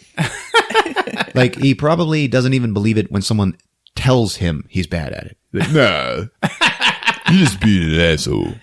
He's like, what about kids?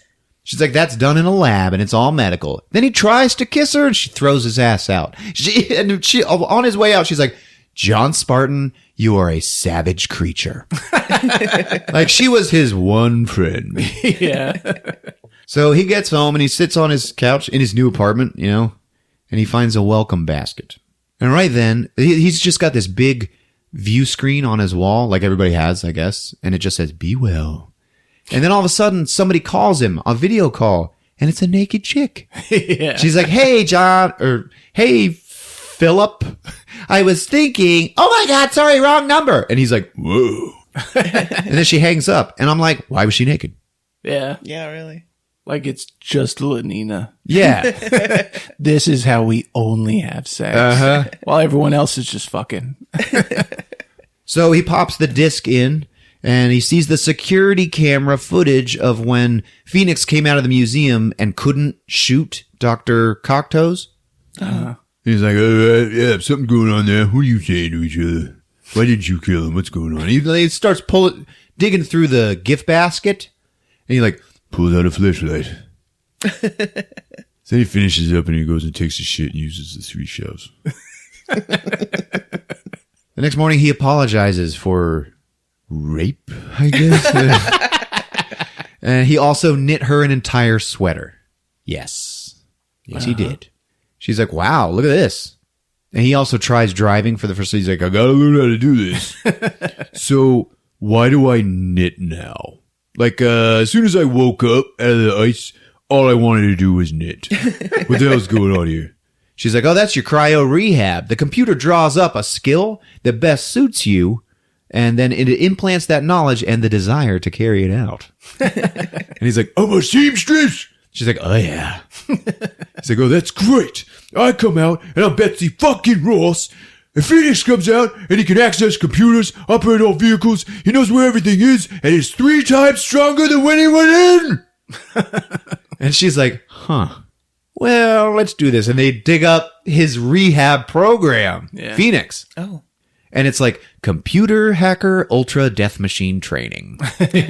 What the hell, right? She's like, oh yeah, this Dr. Cocktoe, this is his thing. Like he's got to be behind this. So they go to Cocktease Industries. So let's go ask him. So they do. And he's in the boardroom, but he's on the computer monitors now. And they're the only ones in the room. Otho is also there too, with them. So he just comes in kicking stuff. He's like, what did you do? The Phoenix's rehab program. Lenina's like, oh, subtle, John Spartan. You're doing good. Why didn't he kill you at the museum? What did you say to him? I honestly don't remember. What does that matter? It matters. I saw the disc. He had a whole 10 seconds to decide where to put the hole in your fucking head. John Spartan, you've been violated. You have been violated. This barbaric display was unacceptable even in your time, John Spartan. And he pulls out his gun and he's like, yeah, but it worked. And my wife had 2 old bitties. What do you know about that? What? Nothing! Boom, boom, boom, boom, boom! And he shoots out all the screens. Phoenix should have killed you. There's one left, and it's saying to him, like, not everyone is as eager as you to resort to violence to solve everything. And then John Spartan sees Otho, like, looking off around the corner, like, because he's scared. And then on the screen, we just see Dr. Cocktoe. He's like, I wonder if the museum chaos was because of you and not because of Simon Phoenix. And then on the screen, Spartan's gun touches the side of his head. And he's like, wonder about this shithead. So the doctor was in his office like around the corner. And Spartan realized that and then went and got him. Yeah. If you think you got him under control, trust me, you don't. Cocteau gets so upset, he orders Lenina. He's like, officer, escort this man back to cryo prison. And she's like, oh, shit. And he's like, be well. And Spartan pulls his gun out and puts it right in the guy's face. And he goes, Be fucked. Bad John Spartan, you are violated. 1 credit. And then, boom, he shoots. And he blows up the little credit thing. The thing that tells you and gives you your fine. Yeah. And Otho faints. And it cuts to Lenina, Benjamin Bratt, and John Spartan all going to the sewer. Manhole. Yeah. Manhole. I'm going down there to get Phoenix. Are you coming with me, or you want to arrest me? Because she was like, I'm supposed to be taking you back to prison. But she's like, I'm with you. Let's go blow this guy. And he's like, Yeah. She got away with words. so they go down and they're all grossed out. Everybody but, Spartan. Yeah. Be ready for anything. Benjamin Bratt is using his little handheld tracker to find, I don't know. That is unclear, like what he's actually searching for. And then, bam, underground city in the sewers. People are having a good time. It's like Venusville, except without the fun. A little more gonorrhea. A little more than usual. Anyway, everything, it's like a skid mark town. Yeah. Lenina and Benjamin Bratt are like, ew, oh my God, what is that smell? John Spartan, he sniffs it. He's like, oh, yeah. Oh, yeah. Come on. And they find this lady cooking burgers. Yeah. He's like, hey, yeah, okay, yeah, let's do this. She's like, oh, shit. She doesn't even speak English. She's like, policia. Ah, she's freaking out. He's like, Hey, relax. It's okay. All I really want is a burger and a beer if you got one. he has to pay her something, and he uses Lenina's watch. And it's a Rolex. I don't know how much weight that carries in the future, but yeah. What's going on there? Oh. So he drinks and he's eating, and he's like, Oh, God. Oh, God, yes. I think I'm going to be sick. He's like, you have got to try this. Well, don't ask where the meat came from. He's like, what? Do you see any cows down here in the sewer, John Spartan? Ooh. He's like, ¿Qué es esta carne? and the lady goes like, esta la carne de la rata. And he's like, He smells it. He's like, rat? Just a rat burger. and she's like, uh-huh. And he's like, Not bad. All right. so they leave. And he's like, Stuffing the rest of the burger in his mouth. Yeah. This is wrapped in bread. Mm-hmm. There's probably no bread out there either.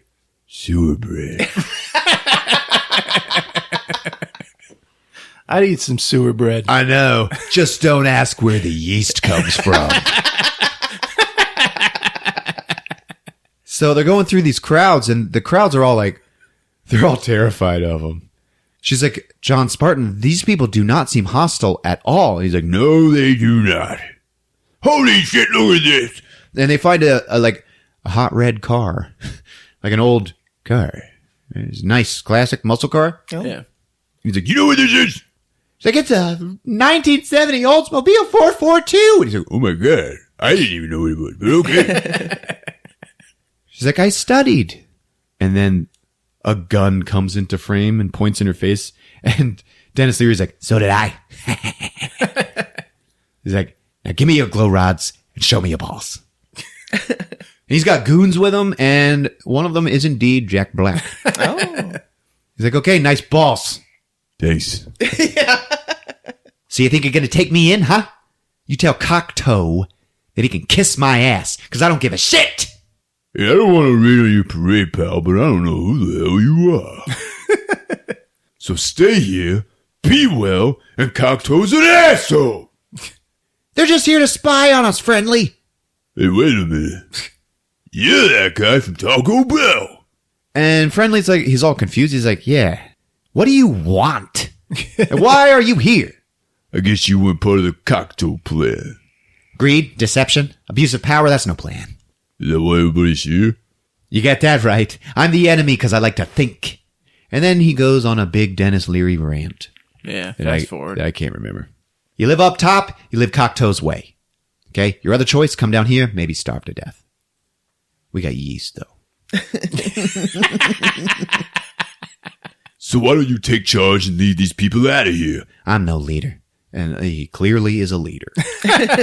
Is quite clearly a leader before anything else in this film. I'm no leader. Well, he wants to kill you. Then it cuts to somewhere else in the sewers. Like they're in the same place.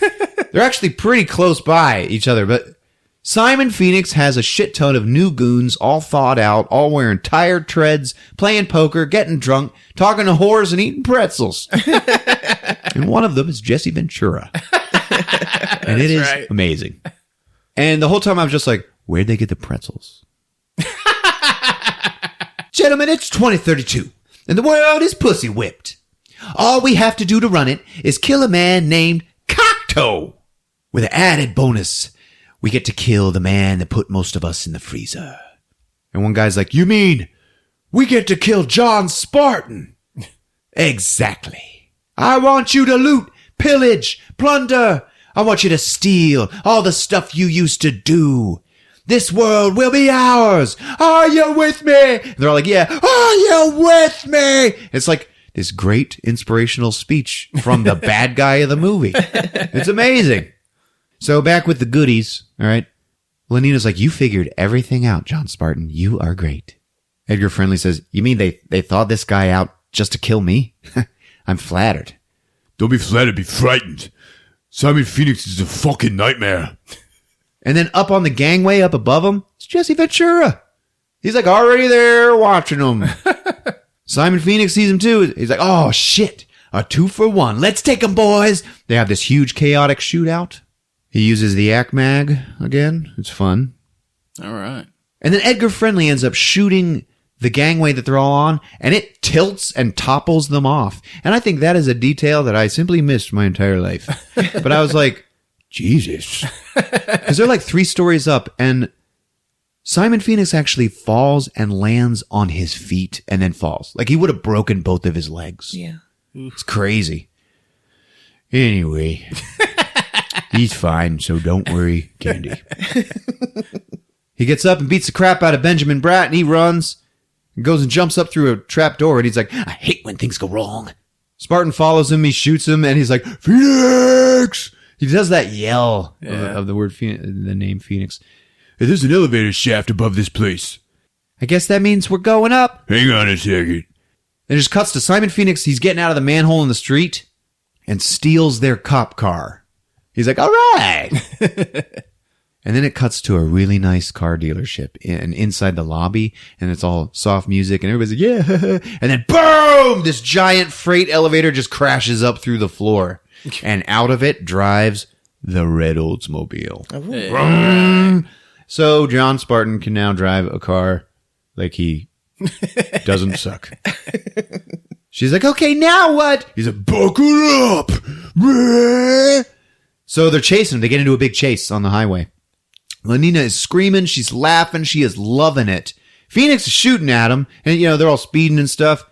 John Spartan shoots his tire out of his cop car. Oh, shit. Auto inflate. And the tire just inflates again. Oh. And that's pretty cool. As if you should have to tell it to do that. Yeah. You're right. Damn. Lenina, you drive. He's like, I got to get out on top of the car and start shooting. So she has got to learn how to drive a car for real pretty fast. She's like, I don't know, drive a stick. But she does pretty good. She rams the car, and he ends up flying onto the top of the cop car, where Phoenix is like, no free rides! And he's just shooting at him. Like, Spartan's a little worse off where he is now. Yeah. And then he tells the car to auto drive, and they both get up on top of it, and they're fighting. While they're fighting, he's like, yeah, Spartan, you remember those 40 passengers you blew apart? Ha ha ha ha. They were already dead. He's like, fuck you, I killed him. He's like, no! You're dead, Spartan. Speak for yourself. And then he throws him off of the car. And he is in the car driving, but now it's like shorted out and glitching. It's stuck in auto drive, so he crashes it Oh. right into the police station. And that instant foam thing happens. Remember that? Oh, yeah. The car fills up instantly with foam that gets rock hard. Super quick. They got to break him out of it. I think that's my favorite thing from the movie future mythology. You'd suffocate, though. Nah, I don't think so. A breathable foam. It's foam. It's like styrofoam, though. Nah. He's like, what the fuck is this shit? It's secure foam. It saved your life. Oh, look at you. You are in shambles. Don't worry, I can fix it later. I just need a needle and thread and a flashlight. The captain, he comes out. He's like, you caveman, you are under arrest. You're going back to prison. Yeah, I heard all about it, Captain. We'll talk later. Right now I need a gun. Anything, like a flare gun even. John Spartan, look. And then walking down the street is an army of scraps being led by their leader, Dennis Leary. Stun batons on. Hey, relax. Will you relax, Captain? Well, look at you. Benjamin Bratt. You get a little bump on the noggin and you punch over here. And Benjamin's like, who? Nothing. Nothing.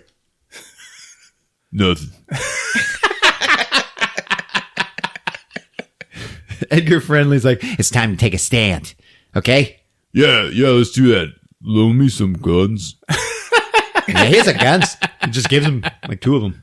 The captain's like, you would use these weapons of mass destruction against men and women who uphold the law? And Dennis Leary's like, we use these to shop for groceries. Dick. The captain realizes that like Benjamin Bratt and Lenina, they're not on his side anymore. So he's like, what the hell are you doing? I order you to help me out. And she's like, we quit. So now they're on the side of the homeless people. And we cut to Cocteau's Industries. Dr. Cocteau is talking to Simon Phoenix, he's got his goons there with him. I'll create my perfect society. And he's going on, that. And Phoenix, the whole time he's listening to him, he keeps pointing his gun at him and like trying to kill him, but he can't. Look, you can't take away people's right to be assholes. And Phoenix is like, that's who you remind me of. An evil Mr. Rogers. Will you please kill him? He is pissing me off. And then Jesse Ventura just smiles like a goddamn sexual tyrannosaurus. And he shoots Dr. Cocteau, who is all shocked looking, and just kills him. Yeah. Never thought of that shit. Put another log on the fire. And they throw his body right into the fireplace, which is gigantic. It's awesome. kind of brutal. So they burn him, and he's like, ha, ha, ha, ha. And he turns around and sees Otho. He's like, well, now, what shall I do with you? I made love to many, many women, often outdoors. And it's possible a man slipped in.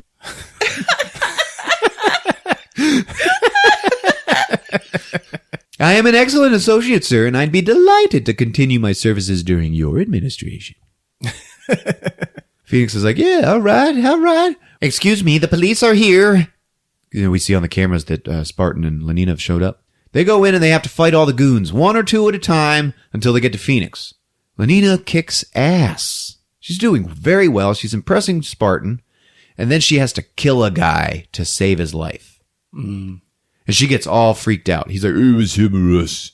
Where'd you learn to kick like that? Jackie Chan movies. They get into the fireplace room, and John Spartan's like, It looks like Cocteau's plan went up in smoke. I like that. Rest in peace, Dr. Cocteau. Oh, John Spartan, civilization as we know it will come to an end. Now, this is better for you. That's good. That's a good thing. They hear all this beeping, and they look at his computer, and they see that Phoenix has accessed the cryo prison and is going to defrost all killers. Ooh. Hey-o! And rapists. No. Yep. There you go. How many? 80. And they're all without rehab.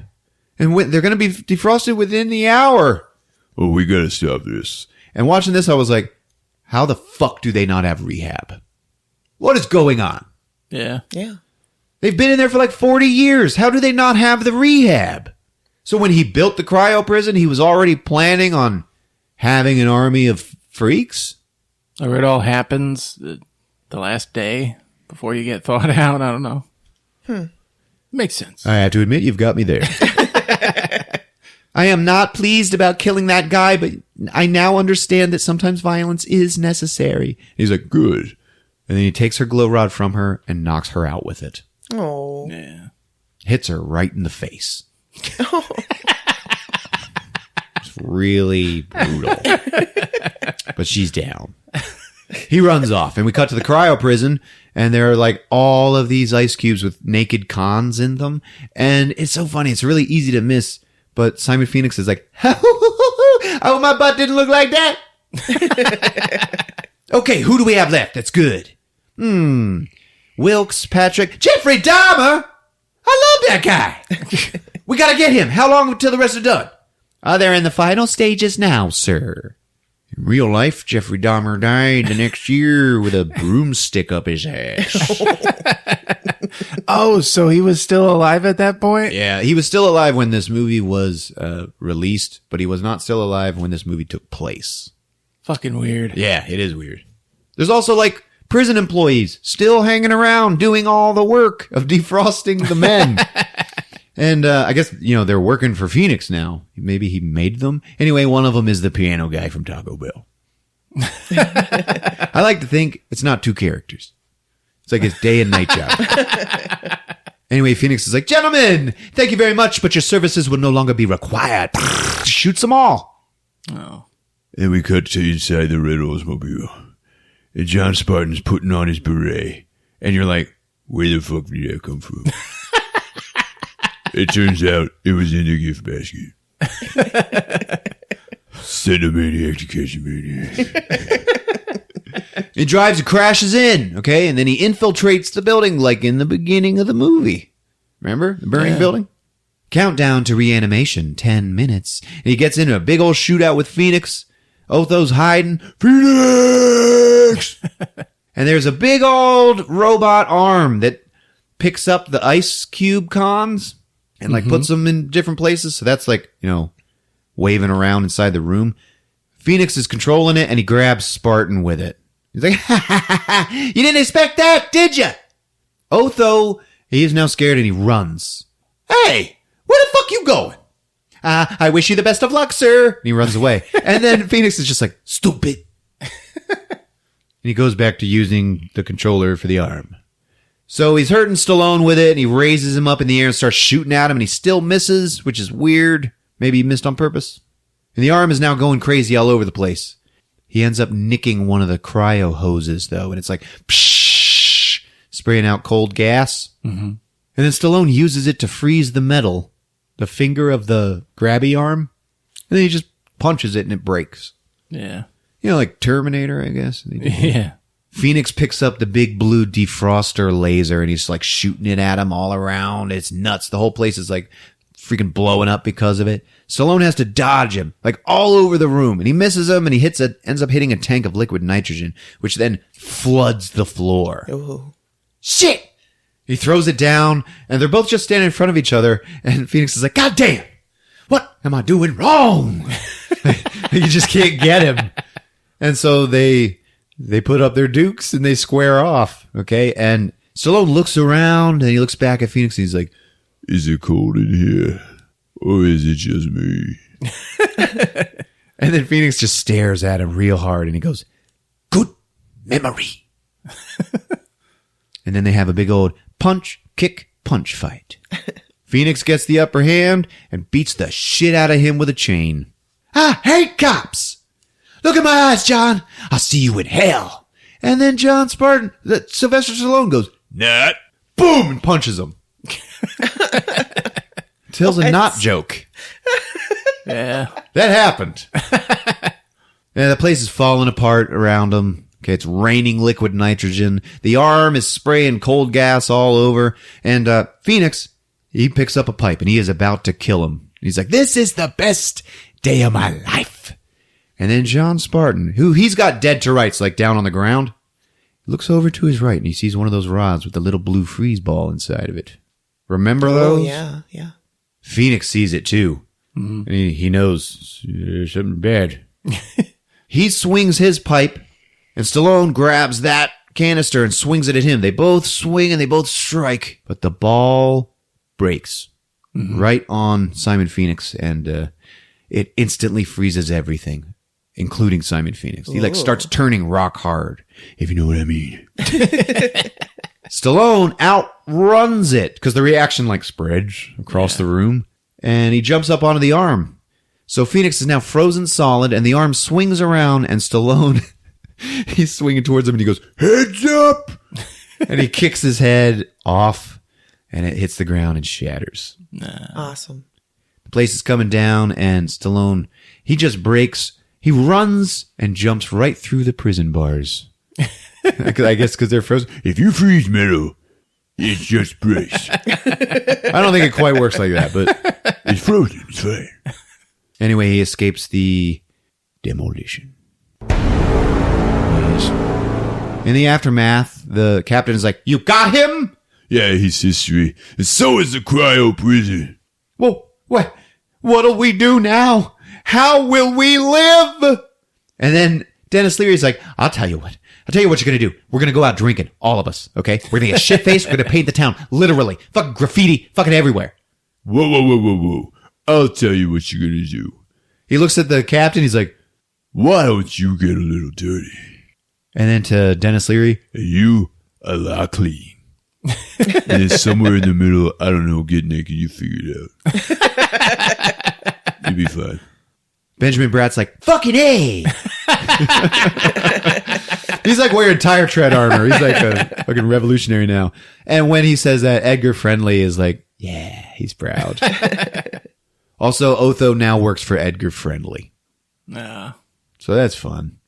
Lenina shows up and she thanks the white male lead for rendering her unconscious for the climax of the film. These were the 1990s and they were different times. She's like, we were supposed to be a team though. He's like, we are. And he grabs her, dips her, and kisses her. She's like, oh my. Are all fluid transfer activities like this? Better. She's like, better? Oh my. And they kiss again. You know what? I think I like the future. Now that you've demolished it? He's like, yeah. You know, and they start walking away. There's just one thing I want to know. Huh? What's that? So what do you do with the 3 seashells after you scraped all the poop off of your butt with them?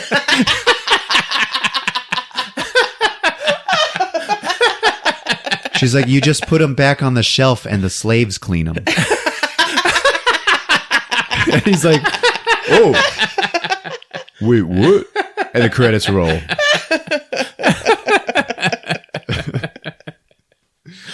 There you have it. Good job, Rod. Thank you. Yeah, well done. That was great. Demolition Man on Movies with Ron. Too bad for all those convicts that were still frozen. Though. That's right. He should go back to prison. If you're going to do the time, you might as well do the crime. I'm surprised nobody's picked this up for a TV show. Hey, know what I good mean? point. Yeah, Or a remake. Even Total Recall got one of those. Yeah, that's right. probably because Stallone's still trying to make a sequel. Dude, And I'd still I go am see it. fully behind it. I am fine with that. I love this movie. We all love this movie. Yes. Yeah, this was the movie you went to see with your dad when he had you on the weekends. Oh God. Yeah, that is true. All right, folks. If you're using Apple Podcasts or iTunes, go ahead and leave us a rating and review. We'd really appreciate it. We're on all your other favorite podcast apps and movieswithron.com. We got Facebook. There's Twitter @movieswithron. So check us out. It's been fun. Yep, we love you. See you guys. Movies with Ron.